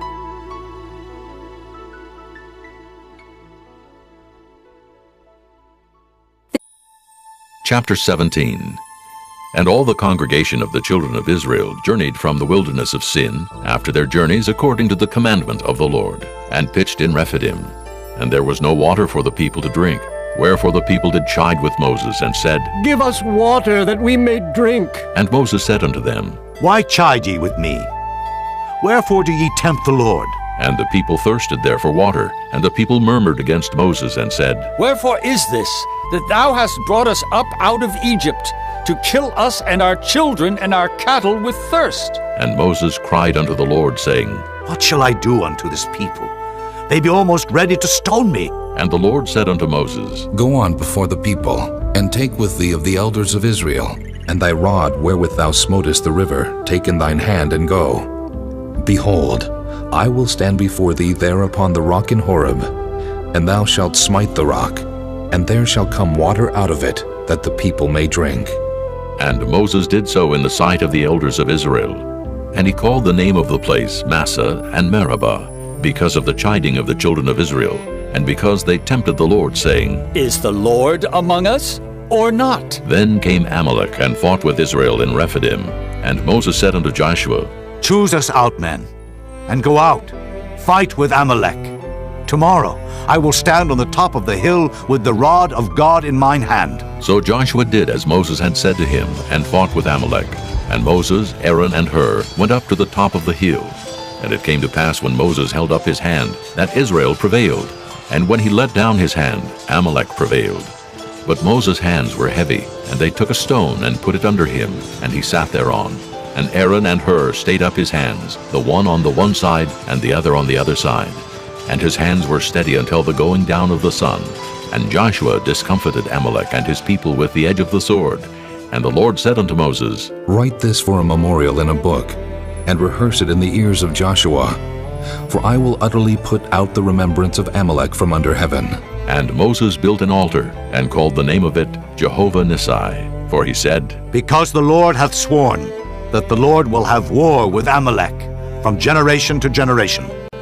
Chapter 18. When Jethro, the priest of Midian, Moses' father-in-law, heard of all that God had done for Moses and for Israel his people, and that the Lord had brought Israel out of Egypt, then Jethro, Moses' father-in-law, took Zipporah, Moses' wife, after he had sent her back, and her 2 sons, of which the name of the one was Gershom. For he said, I have been an alien in a strange land, And the name of the other was Eliezer, for "The God of my father," said he, "was mine help, and delivered me from the sword of Pharaoh." And Jethro, Moses' father-in-law, came with his sons and his wife unto Moses into the wilderness, where he encamped at the mount of God. And he said unto Moses, I, thy father-in-law Jethro, am come unto thee, and thy wife and her 2 sons with her. And Moses went out to meet his father-in-law, and did obeisance, and kissed him. And they asked each other of their welfare, and they came into the tent. And Moses told his father-in-law all that the Lord had done unto Pharaoh and to the Egyptians for Israel's sake, and all the travail that had come upon them by the way, and how the Lord delivered them. And Jethro rejoiced for all the goodness which the Lord had done to Israel, whom he had delivered out of the hand of the Egyptians. And Jethro said, Blessed be the Lord, who hath delivered you out of the hand of the Egyptians, and out of the hand of Pharaoh, who hath delivered the people from under the hand of the Egyptians. Now I know that the Lord is greater than all gods, for in the thing wherein they dealt proudly he was above them. And Jethro, Moses' father-in-law, took a burnt offering and sacrifices for God. And Aaron came and all the elders of Israel to eat bread with Moses' father-in-law before God. And it came to pass on the morrow that Moses sat to judge the people, and the people stood by Moses from the morning unto the evening. And when Moses' father-in-law saw all that he did to the people, he said, What is this thing that thou doest to the people? Why sittest thou thyself alone, and all the people stand by thee from morning unto even? And Moses said unto his father-in-law, Because the people come unto me to inquire of God. When they have a matter, they come unto me, and I judge between one and another. And I do make them know the statutes of God, and his laws. And Moses' father-in-law said unto him, The thing that thou doest is not good. Thou wilt surely wear away, both thou and this people that is with thee. For this thing is too heavy for thee. Thou art not able to perform it thyself alone. Hearken now unto my voice. I will give thee counsel, and God shall be with thee. Be thou for the people to Godward, that thou mayest bring the causes unto God. And thou shalt teach them ordinances and laws, and shalt show them the way wherein they must walk, and the work that they must do. Moreover, thou shalt provide out of all the people able men, such as fear God, men of truth, hating covetousness, and place such over them to be rulers of thousands, and rulers of hundreds, rulers of 50s, and rulers of 10s. And let them judge the people at all seasons. And it shall be that every great matter they shall bring unto thee, but every small matter they shall judge. So shall it be easier for thyself, and they shall bear the burden with thee. If thou shalt do this thing, and God command thee so, then thou shalt be able to endure, and all this people shall also go to their place in peace. So Moses hearkened to the voice of his father-in-law, and did all that he had said. And Moses chose able men out of all Israel, and made them heads over the people, rulers of thousands, rulers of hundreds, rulers of 50s, and rulers of 10s. And they judged the people at all seasons. The hard causes they brought unto Moses, but every small matter they judged themselves. And Moses let his father-in-law depart, and he went his way into his own land. Chapter 19. In the 3rd month, when the children of Israel were gone forth out of the land of Egypt, the same day came they into the wilderness of Sinai, for they were departed from Rephidim, and were come to the desert of Sinai, and had pitched in the wilderness. And there Israel camped before the mount. And Moses went up unto God, and the Lord called unto him out of the mountain, saying, Thus shalt thou say to the house of Jacob, and tell the children of Israel, Ye have seen what I did unto the Egyptians, and how I bare you on eagle's wings, and brought you unto myself. Now therefore, if ye will obey my voice indeed, and keep my covenant, then ye shall be a peculiar treasure unto me above all people. For all the earth is mine, and ye shall be unto me a kingdom of priests, and an holy nation. These are the words which thou shalt speak unto the children of Israel. And Moses came and called for the elders of the people, and laid before their faces all these words which the Lord commanded him. And all the people answered together and said, All that the Lord hath spoken we will do. And Moses returned the words of the people unto the Lord. And the Lord said unto Moses, Lo, I come unto thee in a thick cloud, that the people may hear when I speak with thee, and believe thee forever. And Moses told the words of the people unto the Lord. And the Lord said unto Moses, Go unto the people, and sanctify them today and tomorrow, and let them wash their clothes, and be ready against the third day. For the third day the Lord will come down in the sight of all the people upon Mount Sinai. And thou shalt set bounds unto the people round about, saying, Take heed to yourselves, that ye go not up into the mount, or touch the border of it. Whosoever toucheth the mount shall be surely put to death. There shall not an hand touch it, but he shall surely be stoned or shot through. Whether it be beast or man, it shall not live. When the trumpet soundeth long, they shall come up to the mount. And Moses went down from the mount unto the people, and sanctified the people, and they washed their clothes. And he said unto the people, Be ready against the third day. Come not at your wives. And it came to pass on the third day in the morning, that there were thunders and lightnings, and a thick cloud upon the mount, and the voice of the trumpet exceeding loud, so that all the people that was in the camp trembled. And Moses brought forth the people out of the camp to meet with God, and they stood at the nether part of the mount. And Mount Sinai was altogether on a smoke, because the Lord descended upon it in fire, and the smoke thereof ascended as the smoke of a furnace, and the whole mount quaked greatly. And when the voice of the trumpet sounded long and waxed louder and louder, Moses spake, and God answered him by a voice. And the Lord came down upon Mount Sinai, on the top of the mount, and the Lord called Moses up to the top of the mount. And Moses went up, and the Lord said unto Moses, Go down, charge the people lest they break through unto the Lord to gaze, and many of them perish.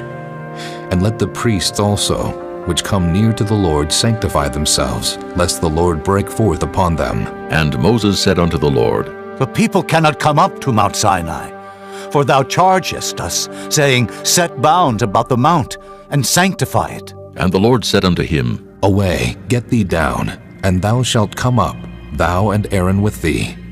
But let not the priests and the people break through to come up unto the Lord, lest he break forth upon them. So Moses went down unto the people, and spake unto them. Chapter 20. And God spake all these words, saying, I am the Lord thy God, which have brought thee out of the land of Egypt, out of the house of bondage. Thou shalt have no other gods before me. Thou shalt not make unto thee any graven image, or any likeness of anything that is in heaven above, or that is in the earth beneath, or that is in the water under the earth. Thou shalt not bow down thyself to them, nor serve them. For I, the Lord thy God, am a jealous God, visiting the iniquity of the fathers upon the children unto the third and fourth generation of them that hate me, and showing mercy unto thousands of them that love me, and keep my commandments. Thou shalt not take the name of the Lord thy God in vain, for the Lord will not hold him guiltless that taketh his name in vain. Remember the Sabbath day to keep it holy.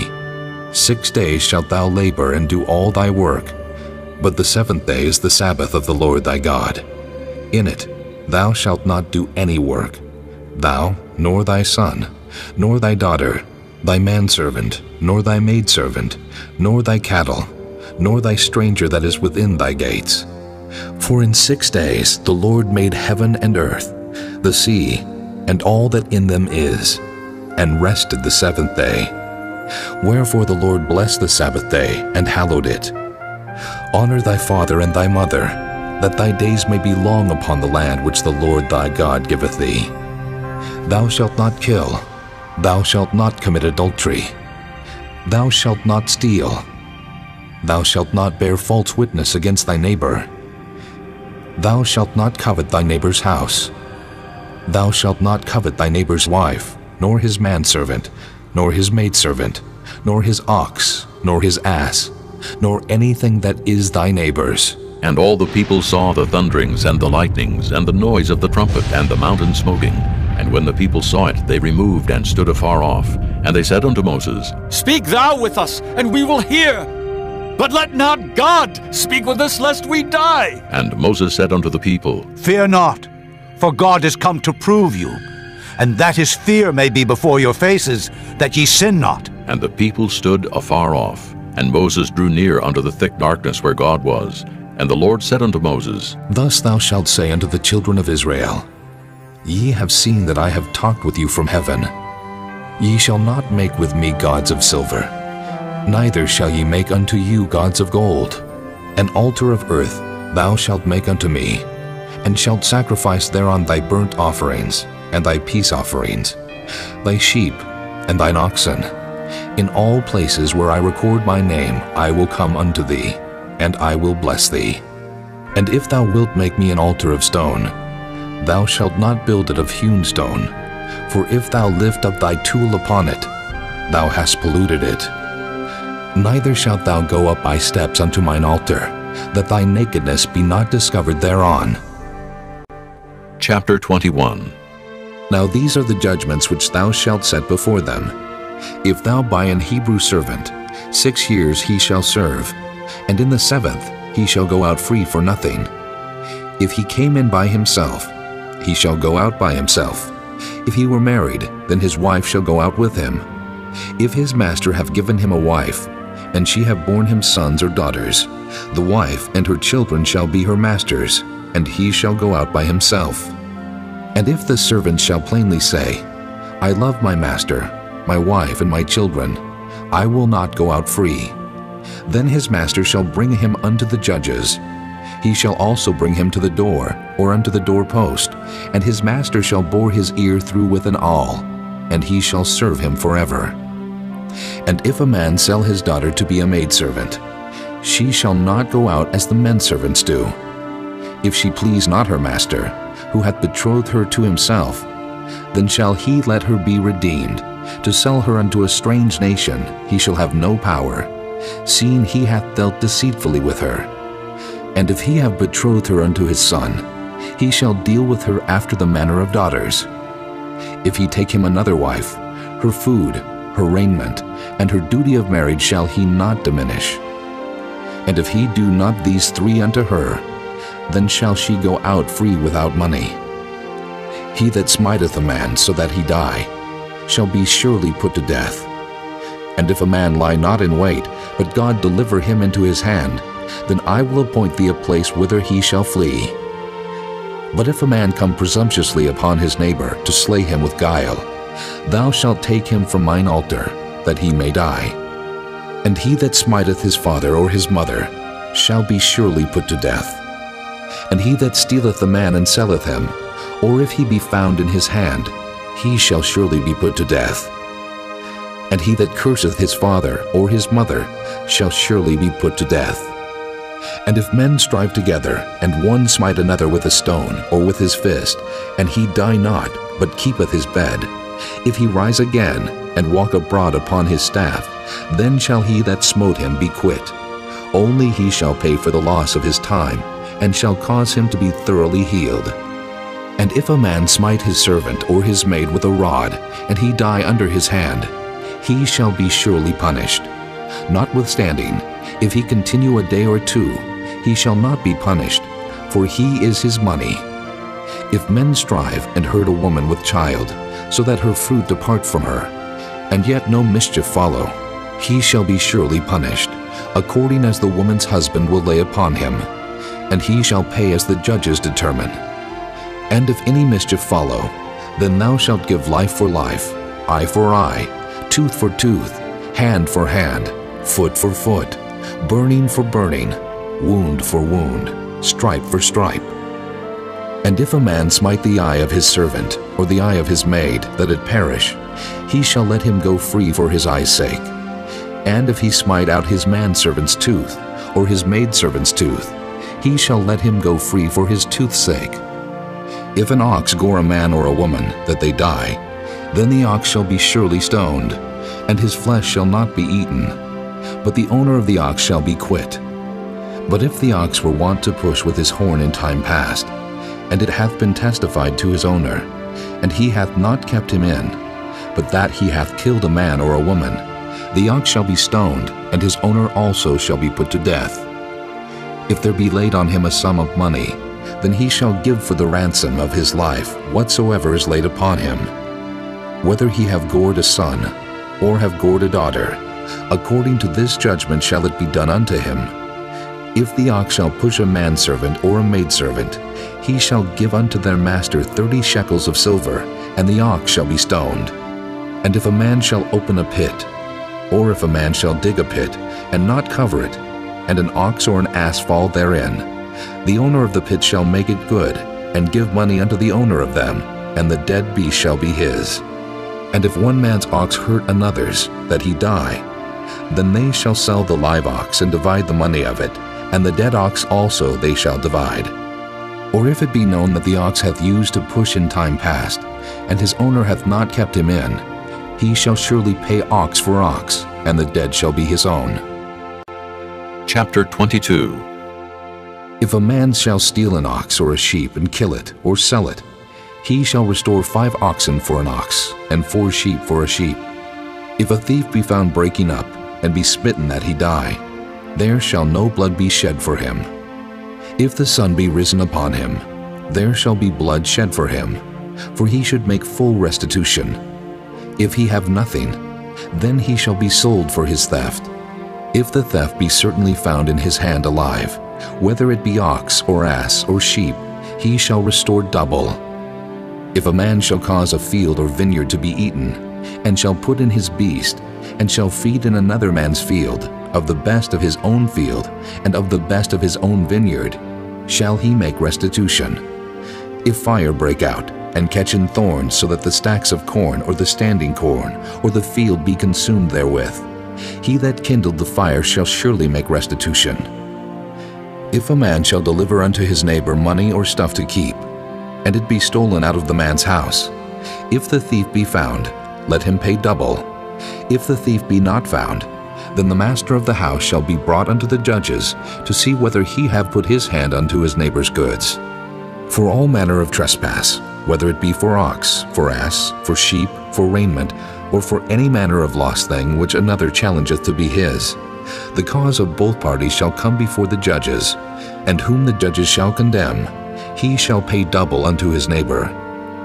If a man deliver unto his neighbor an ass, or an ox, or a sheep, or any beast to keep, and it die, or be hurt, or driven away, no man seeing it, then shall an oath of the Lord be between them both, that he hath not put his hand unto his neighbor's goods, and the owner of it shall accept thereof, and he shall not make it good. And if it be stolen from him, he shall make restitution unto the owner thereof. If it be torn in pieces, then let him bring it for witness, and he shall not make good that which was torn. And if a man borrow aught of his neighbor, and it be hurt or die, the owner thereof being not with it, he shall surely make it good. But if the owner thereof be with it, he shall not make it good. If it be an hired thing, it came for his hire. And if a man entice a maid that is not betrothed, and lie with her, he shall surely endow her to be his wife. If her father utterly refuse to give her unto him, he shall pay money according to the dowry of virgins. Thou shalt not suffer a witch to live. Whosoever lieth with a beast shall surely be put to death. He that sacrificeth unto any god, save unto the Lord only, he shall be utterly destroyed. Thou shalt neither vex a stranger, nor oppress him, for ye were strangers in the land of Egypt. Ye shall not afflict any widow or fatherless child. If thou afflict them in any wise, and they cry at all unto me, I will surely hear their cry, and my wrath shall wax hot, and I will kill you with the sword, and your wives shall be widows, and your children fatherless. If thou lend money to any of my people that is poor by thee, thou shalt not be to him as an usurer, neither shalt thou lay upon him usury.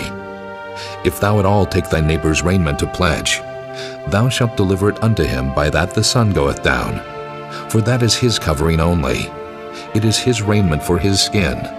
Wherein shall he sleep?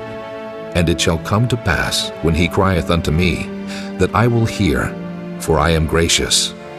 Thou shalt not revile the gods, nor curse the ruler of thy people. Thou shalt not delay to offer the first of thy ripe fruits, and of thy liquors. The firstborn of thy son shalt thou give unto me. Likewise shalt thou do with thine oxen, and with thy sheep. 7 days it shall be with his dam. On the 8th day thou shalt give it me. And ye shall be holy men unto me. Neither shall ye eat any flesh that is torn of beast in the field. Ye shall cast it to the dogs. Chapter 23. Thou shalt not raise a false report. Put not thine hand with the wicked to be an unrighteous witness. Thou shalt not follow a multitude to do evil, neither shalt thou speak in a cause to decline after many to wrest judgment. Neither shalt thou countenance a poor man in his cause. If thou meet thine enemy's ox or his ass going astray, thou shalt surely bring it back to him again. If thou see the ass of him that hateth thee lying under his burden, and wouldest forbear to help him, thou shalt surely help with him. Thou shalt not wrest the judgment of thy poor in his cause. Keep thee far from a false matter, and the innocent and righteous slay thou not, for I will not justify the wicked. And thou shalt take no gift, for the gift blindeth the wise, and perverteth the words of the righteous. Also thou shalt not oppress a stranger, for ye know the heart of a stranger, seeing ye were strangers in the land of Egypt. And 6 years thou shalt sow thy land, and shalt gather in the fruits thereof. But the 7th year thou shalt let it rest and lie still, that the poor of thy people may eat, and what they leave the beasts of the field shall eat. In like manner thou shalt deal with thy vineyard, and with thy oliveyard. 6 days thou shalt do thy work, and on the 7th day thou shalt rest, that thine ox and thine ass may rest, and the son of thy handmaid, and the stranger may be refreshed. And in all things that I have said unto you be circumspect, and make no mention of the name of other gods, neither let it be heard out of thy mouth. 3 times thou shalt keep a feast unto me in the year. Thou shalt keep the feast of unleavened bread.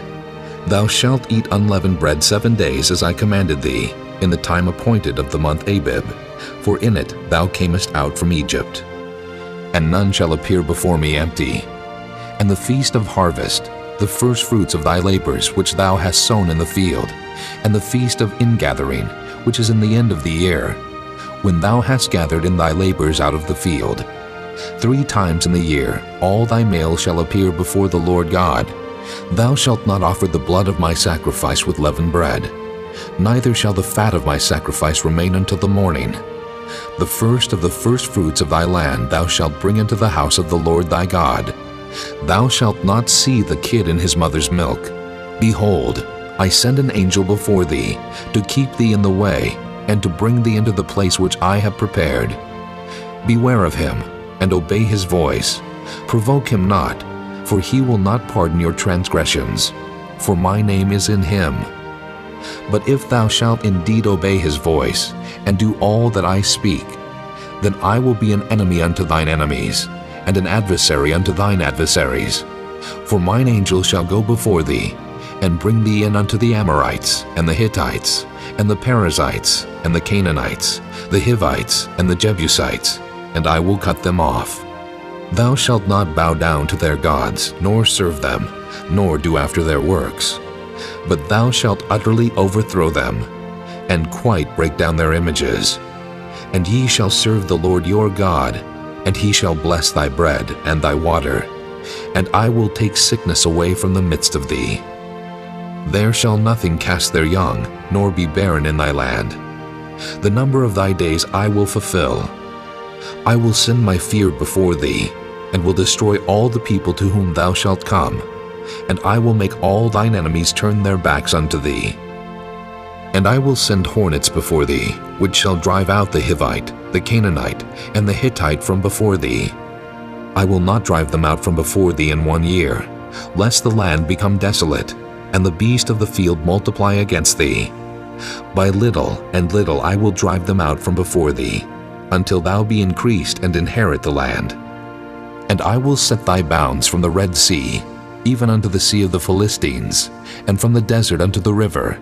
For I will deliver the inhabitants of the land into your hand, and thou shalt drive them out before thee. Thou shalt make no covenant with them, nor with their gods. They shall not dwell in thy land, lest they make thee sin against me.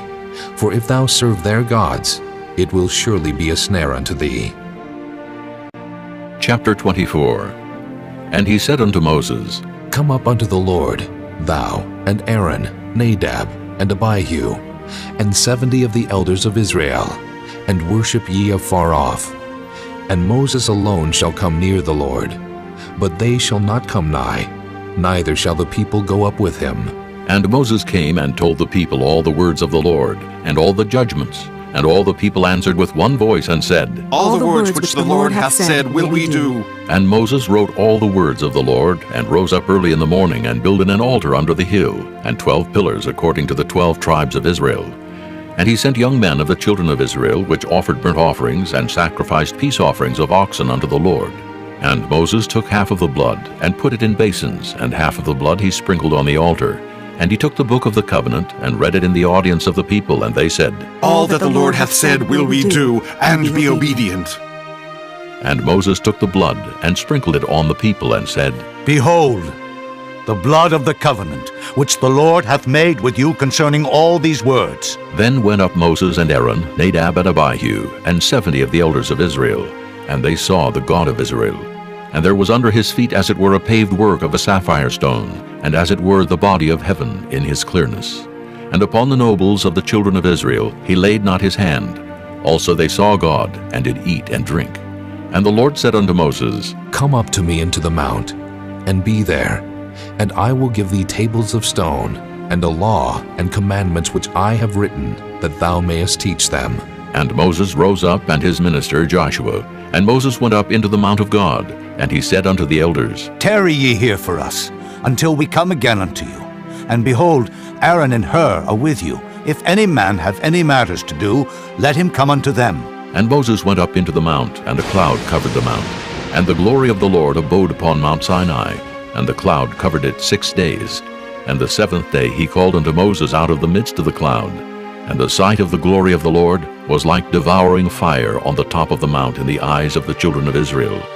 And Moses went into the midst of the cloud, and gat him up into the mount. And Moses was in the mount 40 days and 40 nights. Chapter 25. And the Lord spake unto Moses, saying, Speak unto the children of Israel, that they bring me an offering. Of every man that giveth it willingly, with his heart ye shall take my offering. And this is the offering which ye shall take of them: gold, and silver, and brass, and blue, and purple, and scarlet, and fine linen, and goat's hair, and ram skins dyed red, and badger skins, and shittim wood, oil for the light, spices for anointing oil, and for sweet incense, onyx stones, and stones to be set in the ephod, and in the breastplate. And let them make me a sanctuary, that I may dwell among them, according to all that I show thee, after the pattern of the tabernacle, and the pattern of all the instruments thereof, even so shall ye make it. And they shall make an ark of shittim wood. 2 cubits and a half shall be the length thereof, and 1 cubit and a half the breadth thereof, and 1 cubit and a half the height thereof. And thou shalt overlay it with pure gold. Within and without shalt thou overlay it, and shalt make upon it a crown of gold round about. And thou shalt cast 4 rings of gold for it, and put them in the 4 corners thereof. And 2 rings shall be in the one side of it, and 2 rings in the other side of it. And thou shalt make staves of shittim wood, and overlay them with gold. And thou shalt put the staves into the rings by the sides of the ark, that the ark may be borne with them. The stave shall be in the rings of the ark. They shall not be taken from it. And thou shalt put into the ark the testimony which I shall give thee. And thou shalt make a mercy seat of pure gold. 2 cubits and a half shall be the length thereof, and 1 cubit and a half the breadth thereof. And thou shalt make 2 cherubims of gold. Of beaten work shalt thou make them in the 2 ends of the mercy seat. And make 1 cherub on the one end, and the other cherub on the other end. Even of the mercy seat shall ye make the cherubims on the 2 ends thereof. And the cherubims shall stretch forth their wings on high, covering the mercy seat with their wings, and their faces shall look one to another. Toward the mercy seat shall the faces of the cherubims be. And thou shalt put the mercy seat above upon the ark, and in the ark thou shalt put the testimony that I shall give thee. And there I will meet with thee, and I will commune with thee from above the mercy seat, from between the 2 cherubims which are upon the ark of the testimony, of all things which I will give thee in commandment unto the children of Israel. Thou shalt also make a table of shittim wood. 2 cubits shall be the length thereof, and 1 cubit the breadth thereof, and 1 cubit and a half the height thereof. And thou shalt overlay it with pure gold, and make thereto a crown of gold round about. And thou shalt make unto it a border of an handbreadth round about, and thou shalt make a golden crown to the border thereof round about. And thou shalt make for it 4 rings of gold, and put the rings in the 4 corners that are on the 4 feet thereof. Over against the border shall the rings be for places of the staves to bear the table. And thou shalt make the staves of shittim wood, and overlay them with gold, that the table may be borne with them. And thou shalt make the dishes thereof, and spoons thereof, and covers thereof, and bowls thereof, to cover withal, of pure gold shalt thou make them. And thou shalt set upon the table showbread before me alway. And thou shalt make a candlestick of pure gold, of beaten work shall the candlestick be made. His shaft, and his branches, his bowls, his knops, and his flowers shall be of the same. And 6 branches shall come out of the sides of it, 3 branches of the candlestick out of the one side, and 3 branches of the candlestick out of the other side. 3 bowls made like unto almonds, with a knop and a flower in one branch, and 3 bowls made like almonds in the other branch, with a knop and a flower. So in the 6 branches that come out of the candlestick, and in the candlestick shall be 4 bowls made like unto almonds, with their knops and their flowers. And there shall be a knop under 2 branches of the same, and a knop under 2 branches of the same, and a knop under 2 branches of the same, according to the 6 branches that proceed out of the candlestick. Their knops and their branches shall be of the same. All it shall be one beaten work of pure gold. And thou shalt make the 7 lamps thereof, and they shall light the lamps thereof, that they may give light over against it. And the tongs thereof, and the snuff dishes thereof, shall be of pure gold. Of a talent of pure gold shall he make it, with all these vessels. And look that thou make them after their pattern, which was showed thee in the mount. Chapter 26. Moreover, thou shalt make the tabernacle with 10 curtains of fine twined linen, and blue, and purple, and scarlet. With cherubims of cunning work shalt thou make them. The length of one curtain shall be 28 cubits, and the breadth of one curtain 4 cubits. And every one of the curtains shall have one measure. The 5 curtains shall be coupled together, one to another, and other 5 curtains shall be coupled one to another. And thou shalt make loops of blue upon the edge of the one curtain from the selvage in the coupling. And likewise shalt thou make in the uttermost edge of another curtain, in the coupling of the second. 50 loops shalt thou make in the one curtain, and 50 loops shalt thou make in the edge of the curtain that is in the coupling of the second, that the loops may take hold one of another. And thou shalt make 50 tacks of gold, and couple the curtains together with the tacks, and it shall be one tabernacle. And thou shalt make curtains of goat's hair to be a covering upon the tabernacle. 11 curtains shalt thou make. The length of one curtain shall be 30 cubits, and the breadth of one curtain 4 cubits. And the 11 curtains shall be all of one measure. And thou shalt couple 5 curtains by themselves, and 6 curtains by themselves, and shalt double the 6th curtain in the forefront of the tabernacle. And thou shalt make 50 loops on the edge of the one curtain that is outmost in the coupling, and 50 loops in the edge of the curtain which coupleth the second. And thou shalt make 50 tacks of brass, and put the tacks into the loops, and couple the tent together, that it may be one. And the remnant that remaineth of the curtains of the tent, the half curtain that remaineth, shall hang over the backside of the tabernacle. And a cubit on the one side, and a cubit on the other side of that which remaineth in the length of the curtains of the tent. It shall hang over the sides of the tabernacle, on this side and on that side to cover it. And thou shalt make a covering for the tent of ram skins dyed red, and a covering above of badger skins. And thou shalt make boards for the tabernacle of shittim wood standing up. 10 cubits shall be the length of a board, and a cubit and a half shall be the breadth of one board. 2 tenons shall there be in one board, set in order one against another. Thus shalt thou make for all the boards of the tabernacle. And thou shalt make the boards for the tabernacle 20 boards on the south side southward. And thou shalt make 40 sockets of silver under the 20 boards, 2 sockets under one board for his 2 tenons, and 2 sockets under another board for his 2 tenons. And for the second side of the tabernacle on the north side there shall be 20 boards. And there 40 sockets of silver, 2 sockets under one board, and 2 sockets under another board. And for the sides of the tabernacle westward, thou shalt make 6 boards. And 2 boards shalt thou make for the corners of the tabernacle in the 2 sides. And they shall be coupled together beneath, and they shall be coupled together above the head of it unto 1 ring. Thus shall it be for them both. They shall be for the 2 corners. And they shall be 8 boards, and their sockets of silver 16 sockets, 2 sockets under 1 board, and 2 sockets under another board. And thou shalt make bars of shittim wood, 5 for the boards of the one side of the tabernacle, and 5 bars for the boards of the other side of the tabernacle, and 5 bars for the boards of the side of the tabernacle, for the 2 sides westward. And the middle bar in the midst of the board shall reach from end to end. And thou shalt overlay the boards with gold, and make their rings of gold for places for the bars. And thou shalt overlay the bars with gold. And thou shalt rear up the tabernacle according to the fashion thereof, which was showed thee in the mount. And thou shalt make a veil of blue, and purple, and scarlet, and fine twined linen of cunning work. With cherubims shall it be made. And thou shalt hang it upon 4 pillars of shittim wood overlaid with gold. Their hooks shall be of gold upon the 4 sockets of silver. And thou shalt hang up the veil under the tacks, that thou mayest bring in thither within the veil the ark of the testimony. And the veil shall divide unto you between the holy place and the most holy.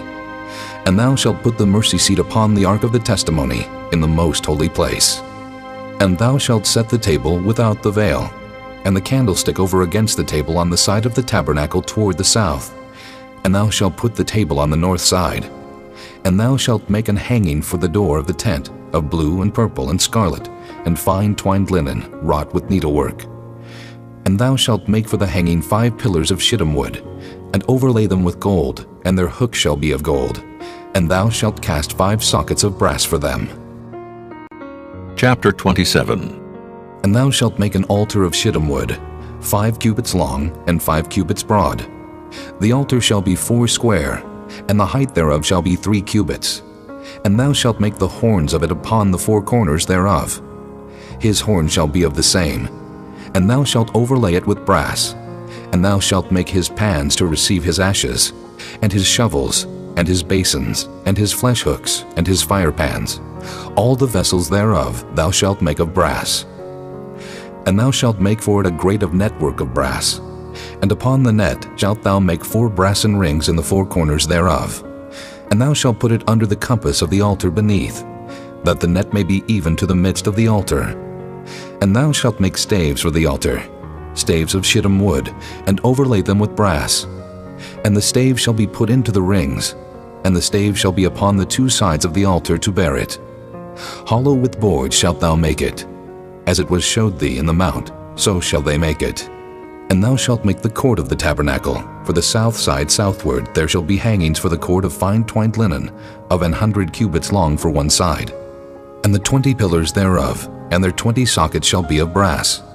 The hooks of the pillars, and their fillets shall be of silver. And likewise for the north side in length there shall be hangings of 100 cubits long, and his 20 pillars, and their 20 sockets of brass, the hooks of the pillars, and their fillets of silver. And for the breadth of the court on the west side shall be hangings of 50 cubits, their pillars 10, and their sockets 10. And the breadth of the court on the east side eastward shall be 50 cubits. The hangings of one side of the gate shall be 15 cubits, their pillars 3, and their sockets 3. And on the other side shall be hangings 15 cubits, their pillars 3, and their sockets 3. And for the gate of the court shall be an hanging of 20 cubits, of blue and purple and scarlet, and fine twined linen, wrought with needlework. And their pillars shall be 4, and their sockets 4. All the pillars round about the court shall be filleted with silver. Their hooks shall be of silver, and their sockets of brass. The length of the court shall be 100 cubits, and the breadth 50, everywhere. And the height 5 cubits of fine twined linen, and their sockets of brass. All the vessels of the tabernacle and all the service thereof, and all the pins thereof, and all the pins of the court shall be of brass. And thou shalt command the children of Israel that they bring thee pure oil olive beaten for the light, to cause the lamp to burn always. In the tabernacle of the congregation without the veil, which is before the testimony, Aaron and his sons shall order it from evening to morning before the Lord. It shall be a statute forever unto their generations on the behalf of the children of Israel. Chapter 28. And take thou unto thee Aaron thy brother, and his sons with him from among the children of Israel, that he may minister unto me in the priest's office, even Aaron, Nadab, and Abihu, Eleazar, and Ithamar, Aaron's sons. And thou shalt make holy garments for Aaron thy brother, for glory and for beauty. And thou shalt speak unto all that are wise-hearted, whom I have filled with the spirit of wisdom, that they may make Aaron's garments to consecrate him, that he may minister unto me in the priest's office. And these are the garments which they shall make: a breastplate, and an ephod, and a robe, and a broidered coat, a mitre, and a girdle. And they shall make holy garments for Aaron thy brother and his sons, that he may minister unto me in the priest's office. And they shall take gold, and blue, and purple, and scarlet, and fine linen. And they shall make the ephod of gold, of blue, and of purple, of scarlet, and fine twined linen with cunning work. It shall have the 2 shoulder pieces thereof joined at the 2 edges thereof, and so it shall be joined together. And the curious girdle of the ephod which is upon it shall be of the same according to the work thereof, even of gold, of blue, and purple, and scarlet, and fine twined linen. And thou shalt take 2 onyx stones, and grave on them the names of the children of Israel, 6 of their names on one stone, and the other 6 names of the rest on the other stone according to their birth. With the work of an engraver in stone, like the engravings of a signet, shalt thou engrave the 2 stones with the names of the children of Israel. Thou shalt make them to be set in ouches of gold. And thou shalt put the 2 stones upon the shoulders of the ephod for stones of memorial unto the children of Israel. And Aaron shall bear their names before the Lord upon his 2 shoulders for a memorial. And thou shalt make ouches of gold, and 2 chains of pure gold at the ends, of wreathen work shalt thou make them, and fasten the wreathen chains to the ouches. And thou shalt make the breastplate of judgment with cunning work. After the work of the ephod thou shalt make it. Of gold, of blue, and of purple, and of scarlet, and of fine twined linen shalt thou make it. 4 square it shall be beam doubled. A span shall be the length thereof, and a span shall be the breadth thereof. And thou shalt set in it settings of stones, even 4 rows of stones. The first row shall be a sardius, a topaz, and a carbuncle. This shall be the first row. And the second row shall be an emerald, a sapphire, and a diamond.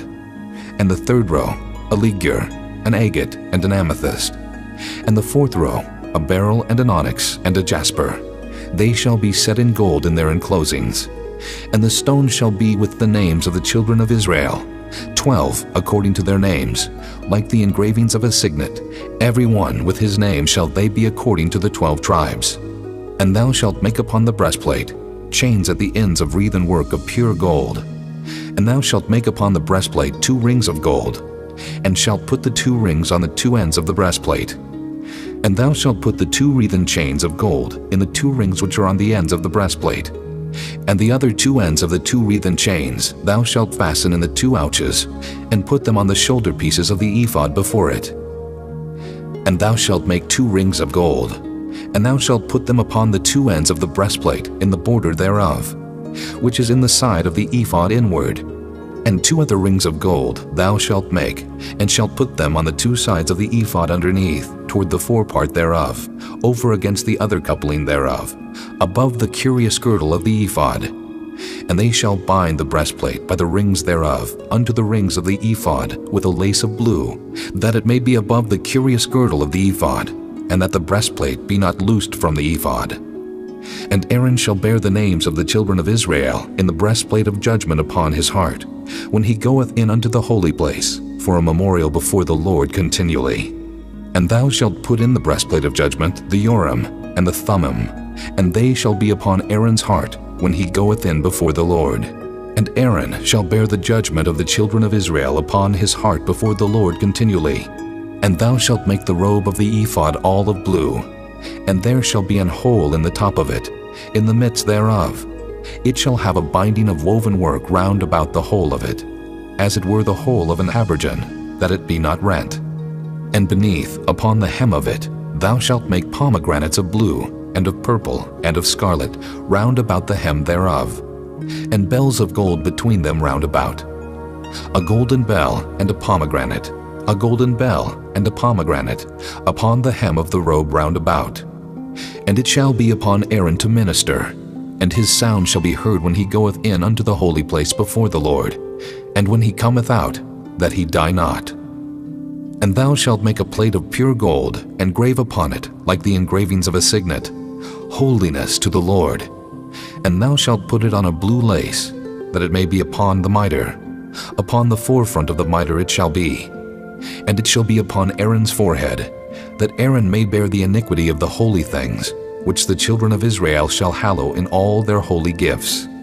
And it shall be always upon his forehead, that they may be accepted before the Lord. And thou shalt embroider the coat of fine linen, and thou shalt make the mitre of fine linen, and thou shalt make the girdle of needlework. And for Aaron's sons thou shalt make coats, and thou shalt make for them girdles, and bonnets shalt thou make for them, for glory and for beauty.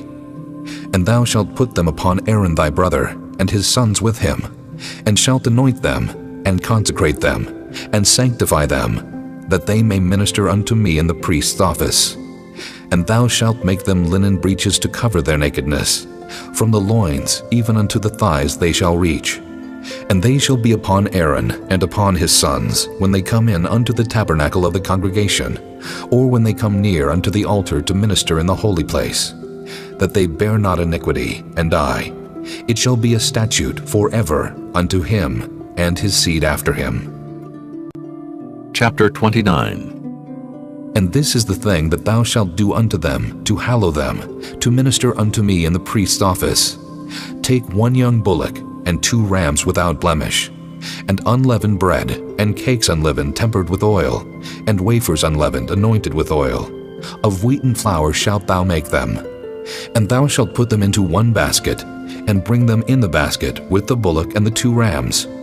And Aaron and his sons thou shalt bring unto the door of the tabernacle of the congregation, and shalt wash them with water. And thou shalt take the garments, and put upon Aaron the coat, and the robe of the ephod, and the ephod, and the breastplate, and gird him with the curious girdle of the ephod. And thou shalt put the mitre upon his head, and put the holy crown upon the mitre. Then shalt thou take the anointing oil, and pour it upon his head, and anoint him. And thou shalt bring his sons, and put coats upon them, and thou shalt gird them with girdles, Aaron and his sons, and put the bonnets on them, and the priest's office shall be theirs for a perpetual statute. And thou shalt consecrate Aaron and his sons. And thou shalt cause a bullock to be brought before the tabernacle of the congregation. And Aaron and his sons shall put their hands upon the head of the bullock. And thou shalt kill the bullock before the Lord, by the door of the tabernacle of the congregation. And thou shalt take of the blood of the bullock, and put it upon the horns of the altar with thy finger, and pour all the blood beside the bottom of the altar. And thou shalt take all the fat that covereth the inwards, and the caul that is above the liver, and the 2 kidneys, and the fat that is upon them, and burn them upon the altar. But the flesh of the bullock, and his skin, and his dung, shalt thou burn with fire without the camp. It is a sin offering. Thou shalt also take 1 ram, and Aaron and his sons shall put their hands upon the head of the ram. And thou shalt slay the ram. And thou shalt take his blood, and sprinkle it round about upon the altar. And thou shalt cut the ram in pieces, and wash the inwards of him, and his legs, and put them unto his pieces, and unto his head. And thou shalt burn the whole ram upon the altar. It is a burnt offering unto the Lord. It is a sweet savor, an offering made by fire unto the Lord. And thou shalt take the other ram, and Aaron and his sons shall put their hands upon the head of the ram. Then shalt thou kill the ram, and take of his blood, and put it upon the tip of the right ear of Aaron, and upon the tip of the right ear of his sons, and upon the thumb of their right hand, and upon the great toe of their right foot, and sprinkle the blood upon the altar round about. And thou shalt take of the blood that is upon the altar, and of the anointing oil, and sprinkle it upon Aaron, and upon his garments, and upon his sons, and upon the garments of his sons with him. And he shall be hallowed, and his garments and his sons' garments with him. Also thou shalt take of the ram the fat and the rump, and the fat that covereth the inwards, and the caul above the liver, and the 2 kidneys, and the fat that is upon them, and the right shoulder, for it is a ram of consecration. And 1 loaf of bread, and 1 cake of oil bread, and 1 wafer out of the basket of the unleavened bread that is before the Lord. And thou shalt put all in the hands of Aaron, and in the hands of his sons, and shalt wave them for a wave offering before the Lord. And thou shalt receive them of their hands, and burn them upon the altar for a burnt offering, for a sweet savor before the Lord. It is an offering made by fire unto the Lord. And thou shalt take the breast of the ram of Aaron's consecration, and wave it for a wave offering before the Lord, and it shall be thy part. And thou shalt sanctify the breast of the wave offering, and the shoulder of the heave offering, which is waved, and which is heaved up, of the ram of the consecration, even of that which is for Aaron, and of that which is for his sons. And it shall be Aaron's and his sons by a statute forever from the children of Israel.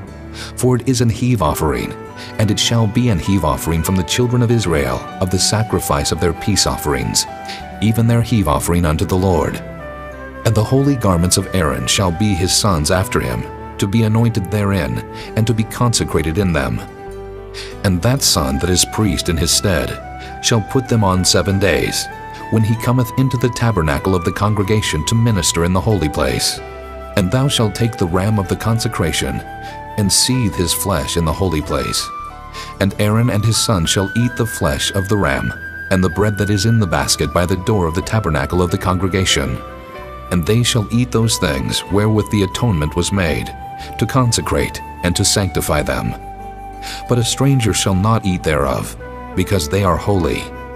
And if aught of the flesh of the consecrations, or of the bread remain unto the morning, then thou shalt burn the remainder with fire. It shall not be eaten, because it is holy. And thus shalt thou do unto Aaron, and to his sons, according to all things which I have commanded thee. 7 days shalt thou consecrate them, and thou shalt offer every day a bullock for a sin offering for atonement. And thou shalt cleanse the altar, when thou hast made an atonement for it, and thou shalt anoint it to sanctify it. 7 days thou shalt make an atonement for the altar, and sanctify it, and it shall be an altar most holy. Whatsoever toucheth the altar shall be holy. Now this is that which thou shalt offer upon the altar: 2 lambs of the first year, day by day continually. The 1 lamb thou shalt offer in the morning, and the other lamb thou shalt offer at even. And with the 1 lamb 1/10 deal of flour mingled with the 4th part of an hin of beaten oil, and the 4th part of an hin of wine for a drink offering. And the other lamb thou shalt offer at even, and shalt do thereto according to the meat offering of the morning, and according to the drink offering thereof, for a sweet savor, an offering made by fire unto the Lord. This shall be a continual burnt offering throughout your generations at the door of the tabernacle of the congregation before the Lord, where I will meet you, to speak there unto thee. And there I will meet with the children of Israel, and the tabernacle shall be sanctified by my glory. And I will sanctify the tabernacle of the congregation, and the altar. I will sanctify also both Aaron and his sons, to minister to me in the priest's office. And I will dwell among the children of Israel, and will be their God. And they shall know that I am the Lord their God, that brought them forth out of the land of Egypt, that I may dwell among them. I am the Lord their God. Chapter 30. And thou shalt make an altar to burn incense upon. Of shittim wood shalt thou make it. A cubit shall be the length thereof, and a cubit the breadth thereof. 4 square shall it be, and 2 cubits shall be the height thereof. The horns thereof shall be of the same. And thou shalt overlay it with pure gold, the top thereof, and the sides thereof round about, and the horns thereof. And thou shalt make unto it a crown of gold round about. And 2 golden rings shalt thou make to it under the crown of it, by the 2 corners thereof. Upon the 2 sides of it shalt thou make it, and they shall be for places for the staves to bear it withal. And thou shalt make the staves of shittim wood, and overlay them with gold. And thou shalt put it before the veil that is by the ark of the testimony, before the mercy seat that is over the testimony, where I will meet with thee. And Aaron shall burn thereon sweet incense every morning. When he dresseth the lamps, he shall burn incense upon it. And when Aaron lighteth the lamps at even, he shall burn incense upon it, a perpetual incense before the Lord throughout your generations. Ye shall offer no strange incense thereon, nor burnt sacrifice, nor meat offering, neither shall ye pour drink offering thereon. And Aaron shall make an atonement upon the horns of it once in a year, with the blood of the sin offering of atonements. Once in the year shall he make atonement upon it throughout your generations. It is most holy unto the Lord. And the Lord spake unto Moses, saying, When thou takest the sum of the children of Israel after their number, then shall they give every man a ransom for his soul unto the Lord, when thou numberest them, that there be no plague among them when thou numberest them. This they shall give, every one that passeth among them that are numbered, half a shekel after the shekel of the sanctuary. A shekel is 20 gerahs, and half shekel shall be the offering of the Lord. Every one that passeth among them that are numbered, from 20 years old and above, shall give an offering unto the Lord. The rich shall not give more, and the poor shall not give less than half a shekel, when they give an offering unto the Lord to make an atonement for your souls. And thou shalt take the atonement money of the children of Israel, and shalt appoint it for the service of the tabernacle of the congregation, that it may be a memorial unto the children of Israel before the Lord, to make an atonement for your souls. And the Lord spake unto Moses, saying, Thou shalt also make a laver of brass, and his foot also of brass, to wash withal, and thou shalt put it between the tabernacle of the congregation and the altar, and thou shalt put water therein. For Aaron and his sons shall wash their hands and their feet thereat. When they go into the tabernacle of the congregation, they shall wash with water, that they die not. Or when they come near to the altar to minister, to burn offering made by fire unto the Lord. So they shall wash their hands and their feet, that they die not. And it shall be a statute forever to them, even to him and to his seed throughout their generations. Moreover, the Lord spake unto Moses, saying, Take thou also unto thee principal spices of pure myrrh, 500 shekels, and of sweet cinnamon half so much, even 250 shekels, and of sweet calamus 250 shekels, and of cassia 500 shekels, after the shekel of the sanctuary, and of oil olive and hin. And thou shalt make it an oil of holy ointment, an ointment compound after the art of the apothecary. It shall be an holy anointing oil. And thou shalt anoint the tabernacle of the congregation therewith, and the ark of the testimony, and the table, and all his vessels, and the candlestick, and his vessels, and the altar of incense, and the altar of burnt offering with all his vessels, and the laver, and his foot. And thou shalt sanctify them, that they may be most holy. Whatsoever toucheth them shall be holy. And thou shalt anoint Aaron and his sons, and consecrate them, that they may minister unto me in the priest's office. And thou shalt speak unto the children of Israel, saying, This shall be an holy anointing oil unto me throughout your generations. Upon man's flesh shall it not be poured, neither shall ye make any other like it after the composition of it. It is holy, and it shall be holy unto you. Whosoever compoundeth any like it, or whosoever putteth any of it upon a stranger, shall even be cut off from his people. And the Lord said unto Moses, Take unto thee sweet spices, stacte, and onycha, and galbanum.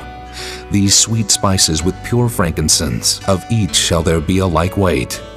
And thou shalt make it a perfume, a confection after the art of the apothecary, tempered together, pure and holy. And thou shalt beat some of it very small, and put of it before the testimony in the tabernacle of the congregation, where I will meet with thee. It shall be unto you most holy. And as for the perfume which thou shalt make, ye shall not make to yourselves according to the composition thereof. It shall be unto thee holy for the Lord. Whosoever shall make like unto that, to smell thereto, shall even be cut off from his people. Chapter 31. And the Lord spake unto Moses, saying, See, I have called by name Bezaleel, the son of Uri, the son of Hur of the tribe of Judah, and I have filled him with the Spirit of God, in wisdom, and in understanding, and in knowledge, and in all manner of workmanship, to devise cunning works, to work in gold, and in silver, and in brass, and in cutting of stones to set them, and in carving of timber, to work in all manner of workmanship.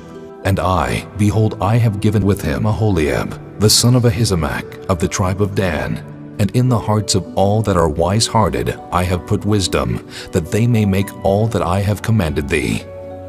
The tabernacle of the congregation, and the ark of the testimony, and the mercy seat that is thereupon, and all the furniture of the tabernacle, and the table, and his furniture, and the pure candlestick with all his furniture, and the altar of incense, and the altar of burnt offering with all his furniture, and the laver and his foot, and the cloths of service, and the holy garments for Aaron the priest, and the garments of his sons to minister in the priest's office, and the anointing oil, and sweet incense for the holy place, according to all that I have commanded thee, shall they do. And the Lord spake unto Moses, saying, Speak thou also unto the children of Israel, saying, Verily, my Sabbaths ye shall keep, for it is a sign between me and you throughout your generations, that ye may know that I am the Lord that doth sanctify you. Ye shall keep the Sabbath therefore, for it is holy unto you. Every one that defileth it shall surely be put to death. For whosoever doeth any work therein, that soul shall be cut off from among his people. 6 days may work be done, but in the 7th is the Sabbath of rest, holy to the Lord. Whosoever doeth any work in the Sabbath day, he shall surely be put to death. Wherefore the children of Israel shall keep the Sabbath, to observe the Sabbath throughout their generations for a perpetual covenant. It is a sign between me and the children of Israel forever. For in 6 days the Lord made heaven and earth, and on the 7th day he rested and was refreshed. And he gave unto Moses, when he had made an end of communing with him upon Mount Sinai, 2 tables of testimony, tables of stone, written with the finger of God. Chapter 32.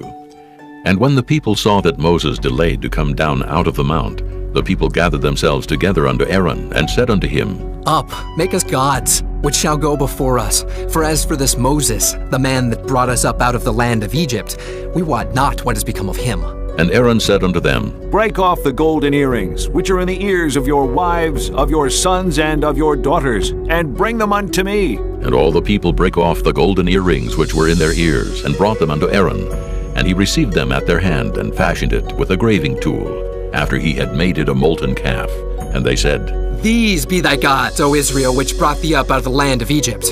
And when Aaron saw it, he built an altar before it, and Aaron made proclamation and said, Tomorrow is a feast to the Lord. And they rose up early on the morrow, and offered burnt offerings, and brought peace offerings. And the people sat down to eat and to drink, and rose up to play.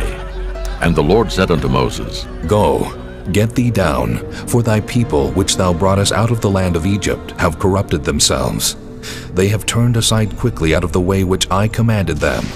They have made them a molten calf, and have worshipped it, and have sacrificed thereunto, and said, These be thy gods, O Israel, which have brought thee up out of the land of Egypt. And the Lord said unto Moses, I have seen this people, and, behold, it is a stiff-necked people.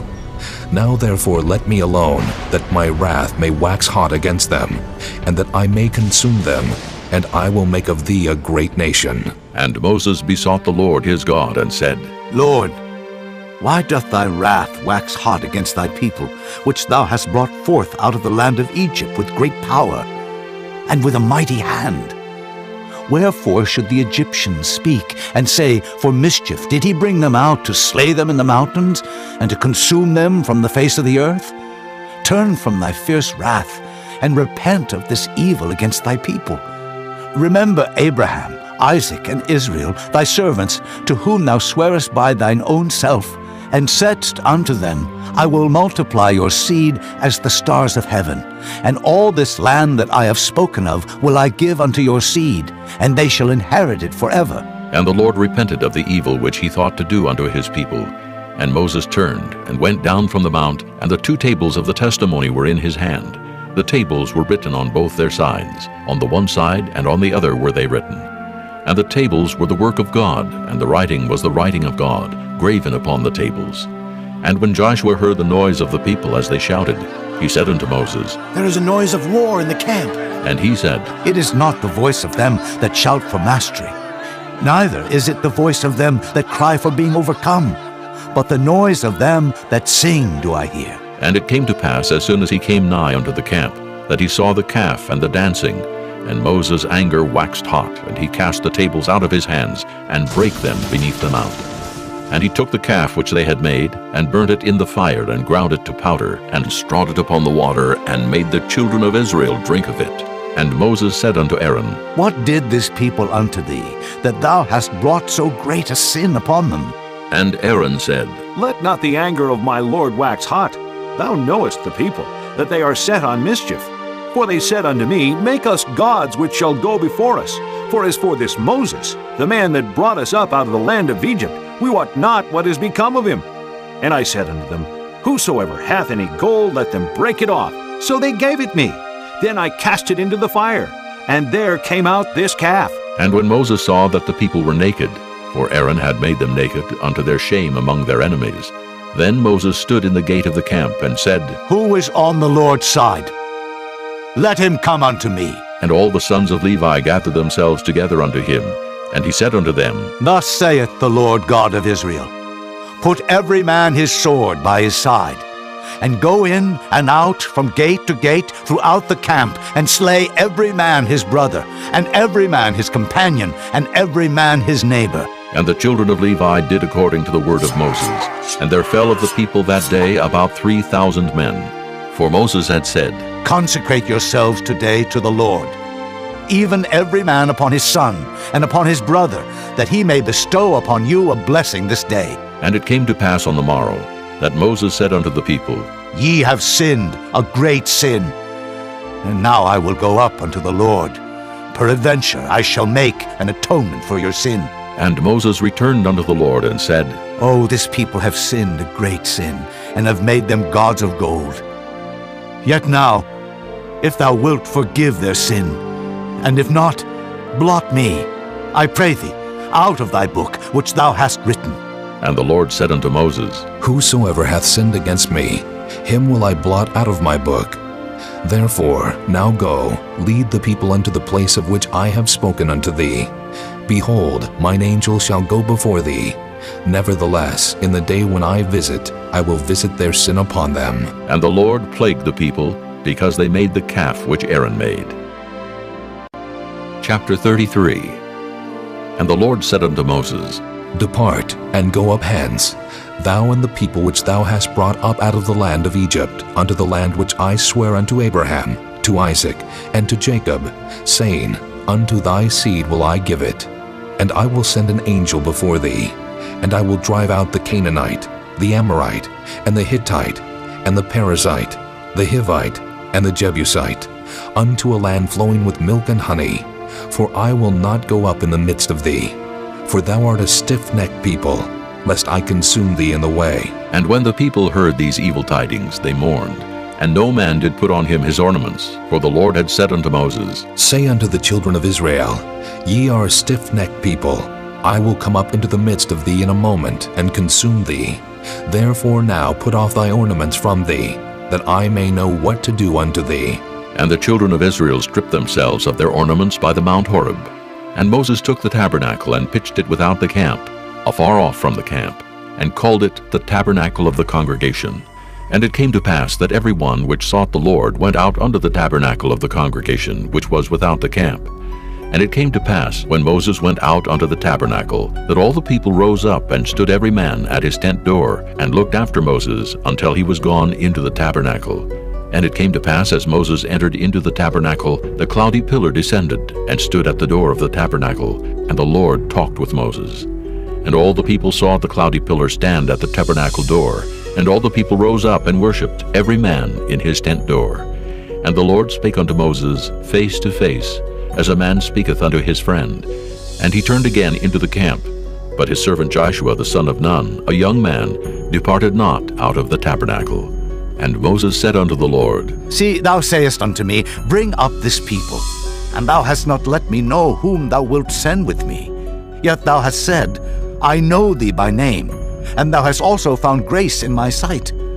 Now, therefore, I pray thee, if I have found grace in thy sight, show me now thy way, that I may know thee, that I may find grace in thy sight, and consider that this nation is thy people. And he said, My presence shall go with thee, and I will give thee rest. And he said unto him, If thy presence go not with me, carry us not up hence. For wherein shall it be known here that I and thy people have found grace in thy sight? Is it not in that thou goest with us? So shall we be separated, I and thy people, from all the people that are upon the face of the earth. And the Lord said unto Moses, I will do this thing also that thou hast spoken, for thou hast found grace in my sight, and I know thee by name. And he said, I beseech thee, show me thy glory. And he said, I will make all my goodness pass before thee, and I will proclaim the name of the Lord before thee, and will be gracious to whom I will be gracious, and will show mercy on whom I will show mercy. And he said, Thou canst not see my face, for there shall no man see me and live. And the Lord said, Behold, there is a place by me, and thou shalt stand upon a rock. And it shall come to pass, while my glory passeth by, that I will put thee in a cleft of the rock, and will cover thee with my hand while I pass by. And I will take away mine hand, and thou shalt see my back parts, but my face shall not be seen. This concludes disc number 5. Chapter 34. And the Lord said unto Moses, Hew thee 2 tables of stone like unto the first, and I will write upon these tables the words that were in the first tables which thou breakest. And be ready in the morning, and come up in the morning unto Mount Sinai, and present thyself there to me in the top of the mount. And no man shall come up with thee, neither let any man be seen throughout all the mount, neither let the flocks nor herds feed before that mount. And he hewed 2 tables of stone like unto the first. And Moses rose up early in the morning, and went up unto Mount Sinai, as the Lord had commanded him, and took in his hand the 2 tables of stone. And the Lord descended in the cloud, and stood with him there, and proclaimed the name of the Lord. And the Lord passed by before him, and proclaimed, The Lord God, merciful and gracious, long-suffering and abundant in goodness and truth, keeping mercy for thousands, forgiving iniquity and transgression and sin, and that will by no means clear the guilty, visiting the iniquity of the fathers upon the children, and upon the children's children, unto the 3rd and to the 4th generation. And Moses made haste, and bowed his head toward the earth, and worshipped. And he said, If now I have found grace in thy sight, O Lord, let my Lord, I pray thee, go among us, for it is a stiff-necked people. And pardon our iniquity and our sin, and take us for thine inheritance. And he said, Behold, I make a covenant. Before all thy people I will do marvels, such as have not been done in all the earth, nor in any nation. And all the people among which thou art shall see the work of the Lord, for it is a terrible thing that I will do with thee. Observe thou that which I command thee this day.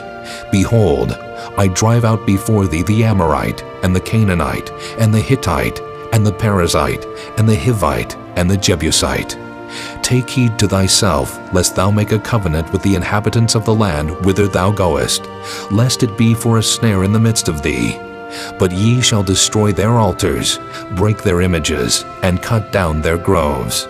For thou shalt worship no other God, for the Lord, whose name is jealous, is a jealous God, lest thou make a covenant with the inhabitants of the land, and they go a-whoring after their gods, and do sacrifice unto their gods, and one call thee, and thou eat of his sacrifice. And thou take of their daughters unto thy sons, and their daughters go a-whoring after their gods, and make thy sons go a-whoring after their gods. Thou shalt make thee no molten gods. The feast of unleavened bread shalt thou keep. 7 days thou shalt eat unleavened bread, as I commanded thee in the time of the month Abib. For in the month Abib thou camest out from Egypt. All that openeth the matrix is mine, and every firstling among thy cattle, whether ox or sheep that is male. But the firstling of an ass thou shalt redeem with a lamb, and if thou redeem him not, then shalt thou break his neck. All the firstborn of thy sons thou shalt redeem, and none shall appear before me empty. 6 days thou shalt work, but on the 7th day thou shalt rest. In earing time and in harvest thou shalt rest.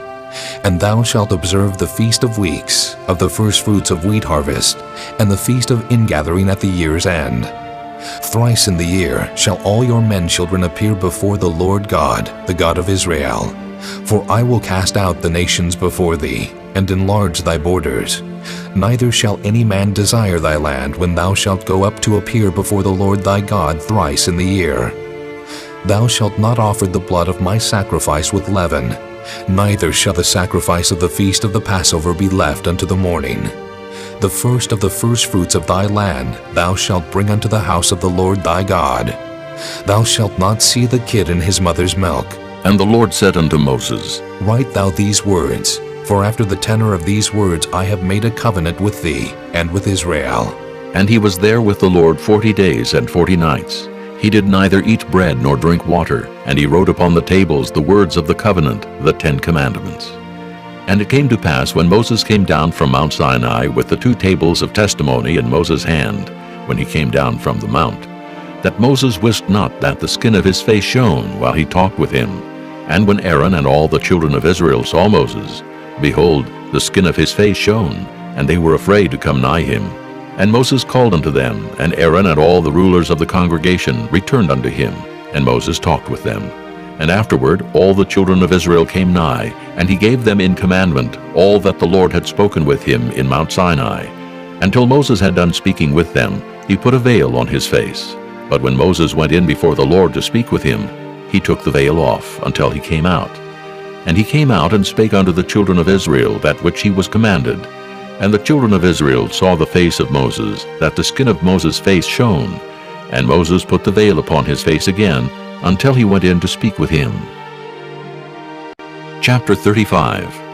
And Moses gathered all the congregation of the children of Israel together, and said unto them, These are the words which the Lord hath commanded, that ye should do them. 6 days shall work be done, but on the 7th day there shall be to you an holy day, a Sabbath of rest to the Lord. Whosoever doeth work therein shall be put to death. Ye shall kindle no fire throughout your habitations upon the Sabbath day. And Moses spake unto all the congregation of the children of Israel, saying, This is the thing which the Lord commanded, saying, Take ye from among you an offering unto the Lord.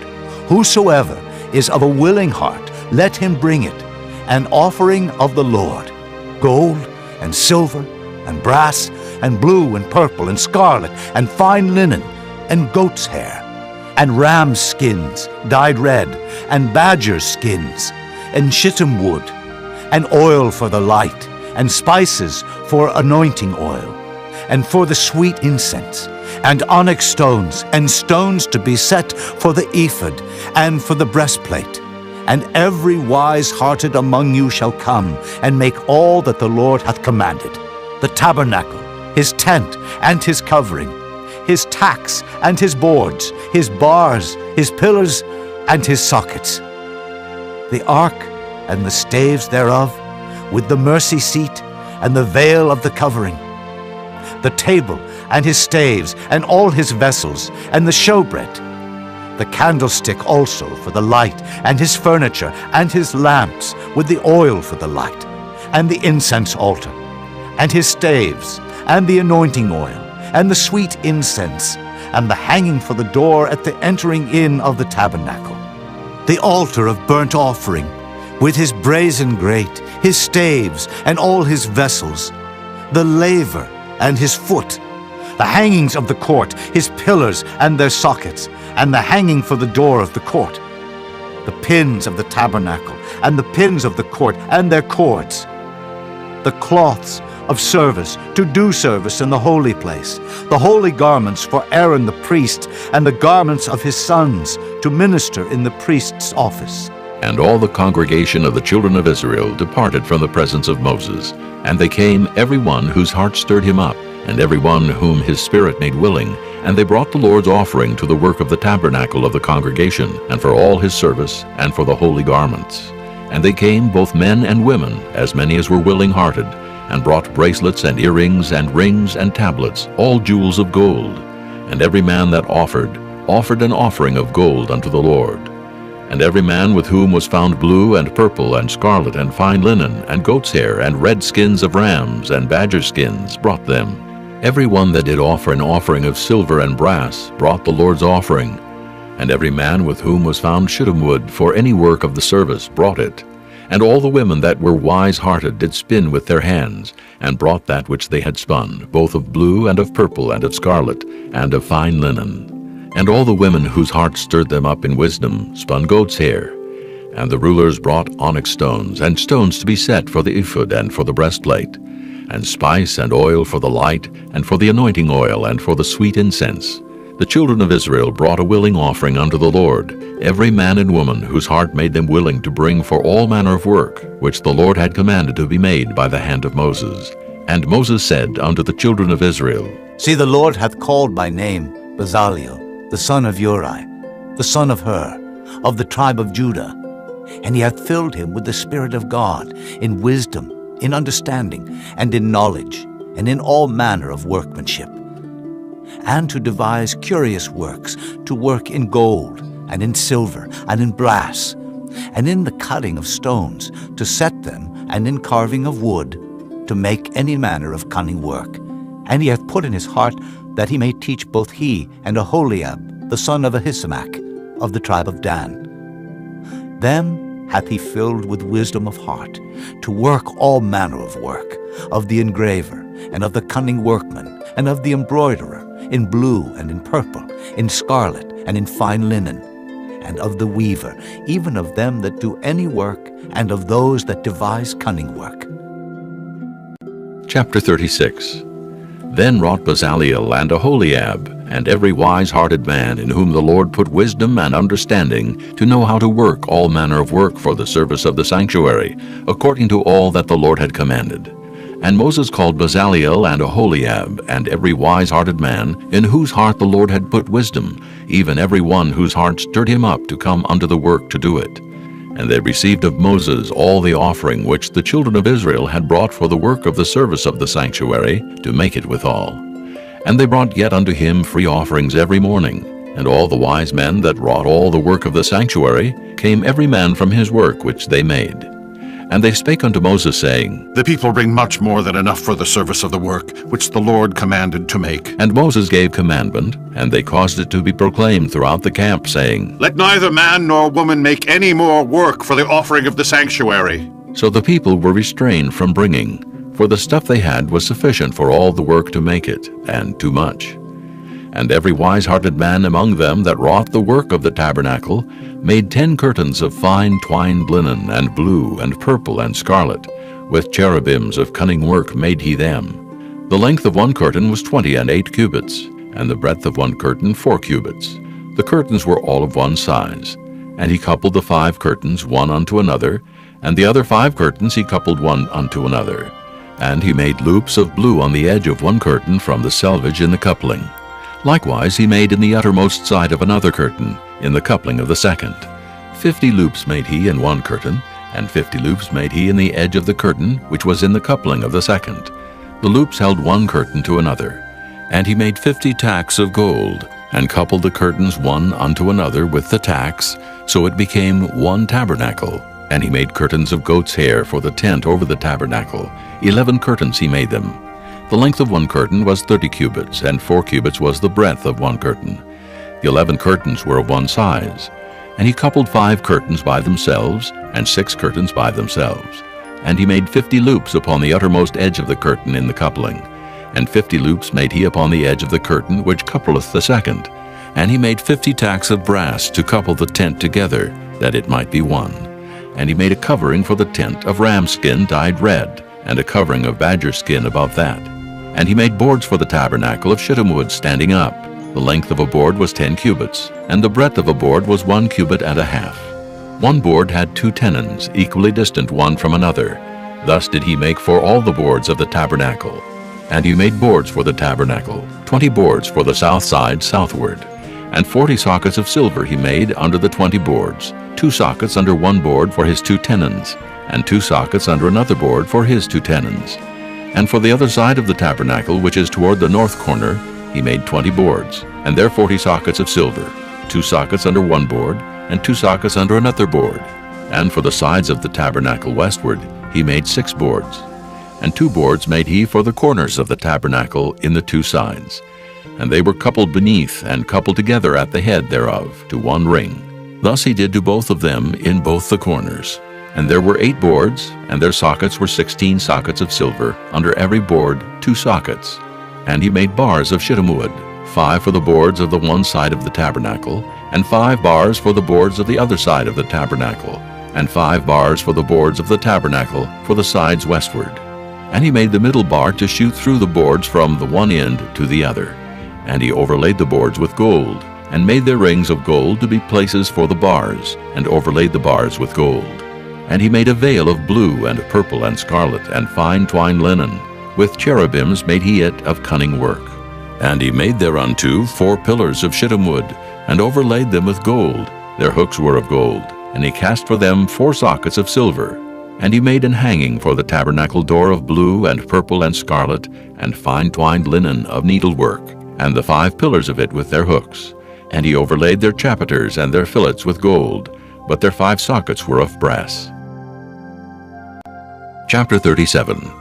And Bezaleel made the ark of shittim wood. 2 cubits and a half was the length of it, and 1 cubit and a half the breadth of it, and 1 cubit and a half the height of it. And he overlaid it with pure gold within and without, and made a crown of gold to it round about. And he cast for it 4 rings of gold to be set by the 4 corners of it, even 2 rings upon the one side of it, and 2 rings upon the other side of it.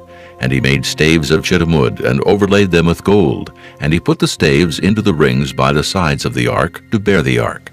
And he made the mercy seat of pure gold.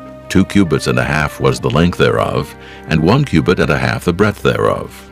And he made 2 cherubims of gold, beaten out of 1 piece made he them, on the 2 ends of the mercy seat. 1 cherub on the end on this side, and another cherub on the other end on that side. Out of the mercy seat made he the cherubims on the 2 ends thereof. And the cherubims spread out their wings on high, and covered with their wings over the mercy seat, with their faces one to another. Even to the mercy seatward were the faces of the cherubims. And he made the table of shittim wood. 2 cubits was the length thereof, and 1 cubit the breadth thereof, and 1 cubit and a half the height thereof. And he overlaid it with pure gold, and made thereunto a crown of gold round about. Also he made thereunto a border of an handbreadth round about, and made a crown of gold for the border thereof round about. And he cast for it 4 rings of gold, and put the rings upon the 4 corners that were in the 4 feet thereof. Over against the border were the rings, the places for the staves to bear the table. And he made the staves of shittim wood, and overlaid them with gold to bear the table. And he made the vessels which were upon the table, his dishes and his spoons and his bowls, and his covers to cover withal, of pure gold. And he made the candlestick of pure gold, of beaten work made he the candlestick. His shaft and his branch, his bowls, his knops, and his flowers were of the same, and 6 branches going out of the sides thereof, 3 branches of the candlestick out of the one side thereof, and 3 branches of the candlestick out of the other side thereof. 3 bowls made after the fashion of almonds in one branch, a knop and a flower, and 3 bowls made like almonds in another branch, a knop and a flower.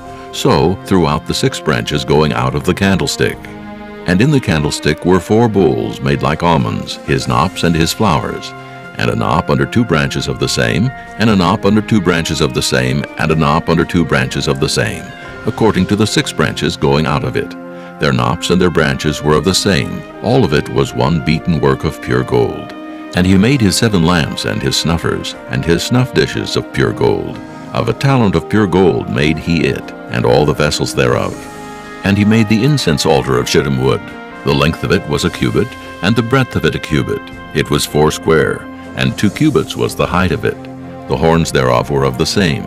And he overlaid it with pure gold, both the top of it, and the sides thereof round about, and the horns of it. Also he made unto it a crown of gold round about. And he made 2 rings of gold for it under the crown thereof, by the 2 corners of it upon the 2 sides thereof, to be places for the staves to bear it withal. And he made the staves of shittim wood, and overlaid them with gold. And he made the holy anointing oil, and the pure incense of sweet spices, according to the work of the apothecary. Chapter 38. And he made the altar of burnt offering of shittim wood. 5 cubits was the length thereof, and 5 cubits the breadth thereof. It was 4 square, and 3 cubits the height thereof. And he made the horns thereof on the 4 corners of it, The horns thereof were of the same, and he overlaid it with brass. And he made all the vessels of the altar, the pots, and the shovels, and the basins, and the flesh hooks, and the fire pans. All the vessels thereof made he of brass. And he made for the altar a brazen grate of network under the compass thereof beneath unto the midst of it. And he cast 4 rings for the 4 ends of the grate of brass, to be places for the staves. And he made the staves of shittim wood, and overlaid them with brass. And he put the staves into the rings on the sides of the altar, to bear it withal. He made the altar hollow with boards. And he made the laver of brass, and the foot of it of brass, of the looking glasses of the women assembling, which assembled at the door of the tabernacle of the congregation. And he made the court. On the south side southward, the hangings of the court were of fine twined linen, 100 cubits. Their pillars were 20, and their brazen sockets 20. The hooks of the pillars and their fillets were of silver. And for the north side the hangings were 100 cubits. Their pillars were 20, and their sockets of brass 20. The hooks of the pillars and their fillets of silver. And for the west side were hangings of 50 cubits. Their pillars 10, and their sockets 10. The hooks of the pillars and their fillets of silver. And for the east side eastward 50 cubits. The hangings of the one side of the gate were 15 cubits. Their pillars 3, and their sockets 3. And for the other side of the court gate, on this hand and that hand, were hangings of 15 cubits. Their pillars 3, and their sockets 3. All the hangings of the court round about were of fine twined linen. And the sockets for the pillars were of brass, the hooks of the pillars and their fillets of silver, and the overlaying of their chapiters of silver, and all the pillars of the court were filleted with silver. And the hanging for the gate of the court was needlework of blue and purple and scarlet and fine twined linen, and 20 cubits was the length, and the height and the breadth was 5 cubits, answerable to the hangings of the court. And their pillars were 4, and their sockets of brass 4, their hooks of silver, and the overlaying of their chapiters, and their fillets of silver. And all the pins of the tabernacle, and of the court round about, were of brass. This is the sum of the tabernacle, even of the tabernacle of testimony, as it was counted according to the commandment of Moses, for the service of the Levites, by the hand of Ithamar, son to Aaron the priest. And Bezaleel, the son of Uri, the son of Hur, of the tribe of Judah, made all that the Lord commanded Moses. And with him was Aholiab, son of Ahishamach, of the tribe of Dan, an engraver, and a cunning workman, and an embroiderer in blue and in purple and in scarlet and fine linen.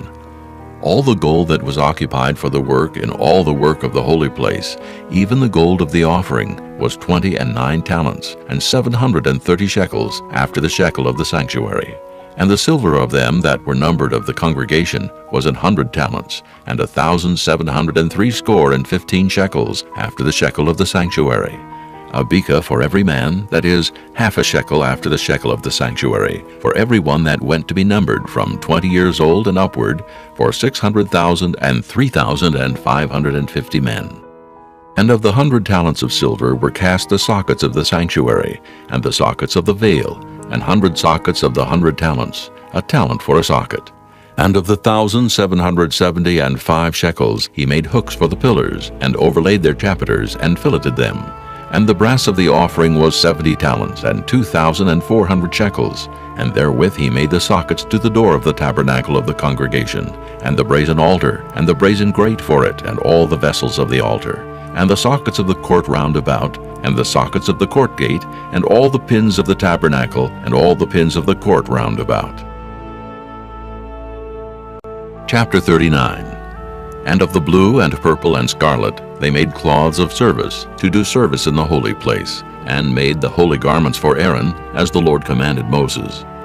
And he made the ephod of gold, blue and purple and scarlet, and fine twined linen. And they did beat the gold into thin plates, and cut it into wires, to work it in the blue, and in the purple, and in the scarlet, and in the fine linen, with cunning work. They made shoulder pieces for it, to couple it together. By the 2 edges was it coupled together. And the curious girdle of his ephod that was upon it was of the same, according to the work thereof, of gold, blue, and purple, and scarlet, and fine twined linen, as the Lord commanded Moses. And they wrought onyx stones enclosed in ouches of gold, graven as signets are graven, with the names of the children of Israel. And he put them on the shoulders of the ephod, that they should be stones for a memorial to the children of Israel, as the Lord commanded Moses. And he made the breastplate of cunning work, like the work of the ephod of gold, blue, and purple, and scarlet, and fine twined linen. It was 4 square. They made the breastplate double. A span was the length thereof, and a span the breadth thereof, being doubled. And they set in it 4 rows of stones. The first row was a sardius, a topaz, and a carbuncle. This was the first row. And the second row, an emerald, a sapphire, and a diamond. And the third row, a ligure, an agate, and an amethyst. And the fourth row, a beryl, an onyx, and a jasper. They were enclosed in ouches of gold in their enclosings.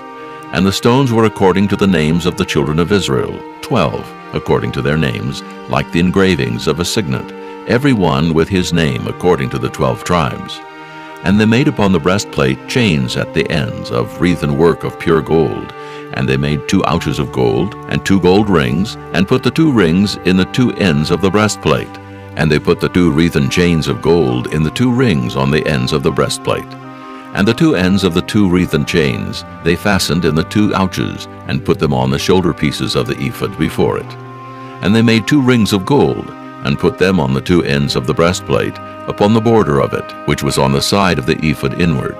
And they made 2 other golden rings, and put them on the 2 sides of the ephod underneath, toward the forepart of it, over against the other coupling thereof, above the curious girdle of the ephod. And they did bind the breastplate by his rings unto the rings of the ephod with a lace of blue, that it might be above the curious girdle of the ephod, and that the breastplate might not be loosed from the ephod, as the Lord commanded Moses. And he made the robe of the ephod of woven work, all of blue, and there was an hole in the midst of the robe, as the hole of an habergeon, with a band round about the hole, that it should not rend. And they made upon the hems of the robe pomegranates of blue, and purple, and scarlet, and twined linen. And they made bells of pure gold, and put the bells between the pomegranates upon the hem of the robe, round about between the pomegranates. A bell and a pomegranate, a bell and a pomegranate, round about the hem of the robe to minister in, as the Lord commanded Moses.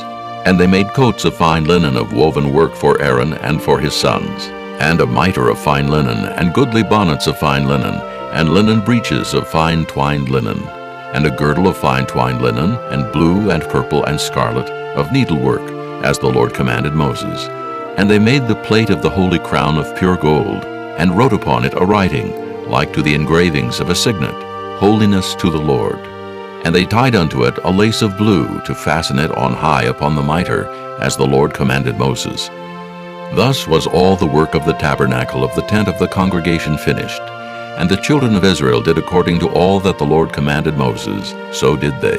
And they brought the tabernacle unto Moses, the tent and all his furniture, his tacks, his boards, his bars, and his pillars, and his sockets, and the covering of ram skins dyed red, and the covering of badger skins, and the veil of the covering, the ark of the testimony, and the staves thereof, and the mercy seat, the table and all the vessels thereof, and the showbread, the pure candlestick with the lamps thereof, even with the lamps to be set in order, and all the vessels thereof, and the oil for light, and the golden altar, and the anointing oil, and the sweet incense, and the hanging for the tabernacle door, the brazen altar, and his grate of brass, his staves, and all his vessels, the laver and his foot, the hangings of the court, his pillars, and his sockets, and the hanging for the court gate, his cords and his pins, and all the vessels of the service of the tabernacle for the tent of the congregation, the cloths of service to do service in the holy place, and the holy garments for Aaron the priest, and his sons' garments, to minister in the priest's office.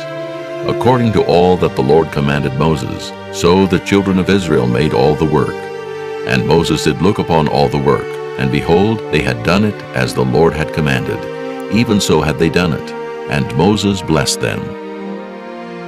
Chapter 40. And the Lord spake unto Moses, saying, On the 1st day of the 1st month shalt thou set up the tabernacle of the tent of the congregation. And thou shalt put therein the ark of the testimony, and cover the ark with the veil. And thou shalt bring in the table, and set in order the things that are to be set in order upon it. And thou shalt bring in the candlestick, and light the lamps thereof. And thou shalt set the altar of gold for the incense before the ark of the testimony, and put the hanging of the door to the tabernacle. And thou shalt set the altar of the burnt offering before the door of the tabernacle of the tent of the congregation. And thou shalt set the laver between the tent of the congregation and the altar, and shalt put water therein. And thou shalt set up the court round about, and hang up the hanging at the court gate. And thou shalt take the anointing oil, and anoint the tabernacle, and all that is therein, and shalt hallow it, and all the vessels thereof, and it shall be holy. And thou shalt anoint the altar of the burnt offering, and all his vessels, and sanctify the altar, and it shall be an altar most holy. And thou shalt anoint the laver and his foot, and sanctify it. And thou shalt bring Aaron and his sons unto the door of the tabernacle of the congregation, and wash them with water. And thou shalt put upon Aaron the holy garments, and anoint him, and sanctify him, that he may minister unto me in the priest's office. And thou shalt bring his sons, and clothe them with coats. And thou shalt anoint them, as thou didst anoint their father, that they may minister unto me in the priest's office. For their anointing shall surely be an everlasting priesthood throughout their generations. Thus did Moses, according to all that the Lord commanded him, so did he. And it came to pass in the first month, in the second year, on the first day of the month, that the tabernacle was reared up. And Moses reared up the tabernacle, and fastened his sockets, and set up the boards thereof, and put in the bars thereof, and reared up his pillars. And he spread abroad the tent over the tabernacle, and put the covering of the tent above upon it, as the Lord commanded Moses. And he took and put the testimony into the ark, and set the staves on the ark, and put the mercy seat above upon the ark. And he brought the ark into the tabernacle, and set up the veil of the covering, and covered the ark of the testimony as the Lord commanded Moses. And he put the table in the tent of the congregation upon the side of the tabernacle northward, without the veil. And he set the bread in order upon it before the Lord, as the Lord had commanded Moses. And he put the candlestick in the tent of the congregation, over against the table, on the side of the tabernacle southward. And he lighted the lamps before the Lord, as the Lord commanded Moses. And he put the golden altar in the tent of the congregation before the veil, and he burnt sweet incense thereon, as the Lord commanded Moses. And he set up the hanging at the door of the tabernacle, and he put the altar of burnt offering by the door of the tabernacle of the tent of the congregation, and offered upon it the burnt offering and the meat offering, as the Lord commanded Moses. And he set the laver between the tent of the congregation and the altar, and put water there to wash withal. And Moses and Aaron and his sons washed their hands and their feet thereat. When they went into the tent of the congregation, and when they came near unto the altar, they washed as the Lord commanded Moses. And he reared up the court round about the tabernacle and the altar, and set up the hanging of the court gate. So Moses finished the work. Then a cloud covered the tent of the congregation, and the glory of the Lord filled the tabernacle. And Moses was not able to enter into the tent of the congregation, because the cloud abode thereon, and the glory of the Lord filled the tabernacle. And when the cloud was taken up from over the tabernacle, the children of Israel went onward in all their journeys. But if the cloud were not taken up, then they journeyed not till the day that it was taken up. For the cloud of the Lord was upon the tabernacle by day, and fire was on it by night, in the sight of all the house of Israel throughout all their journeys.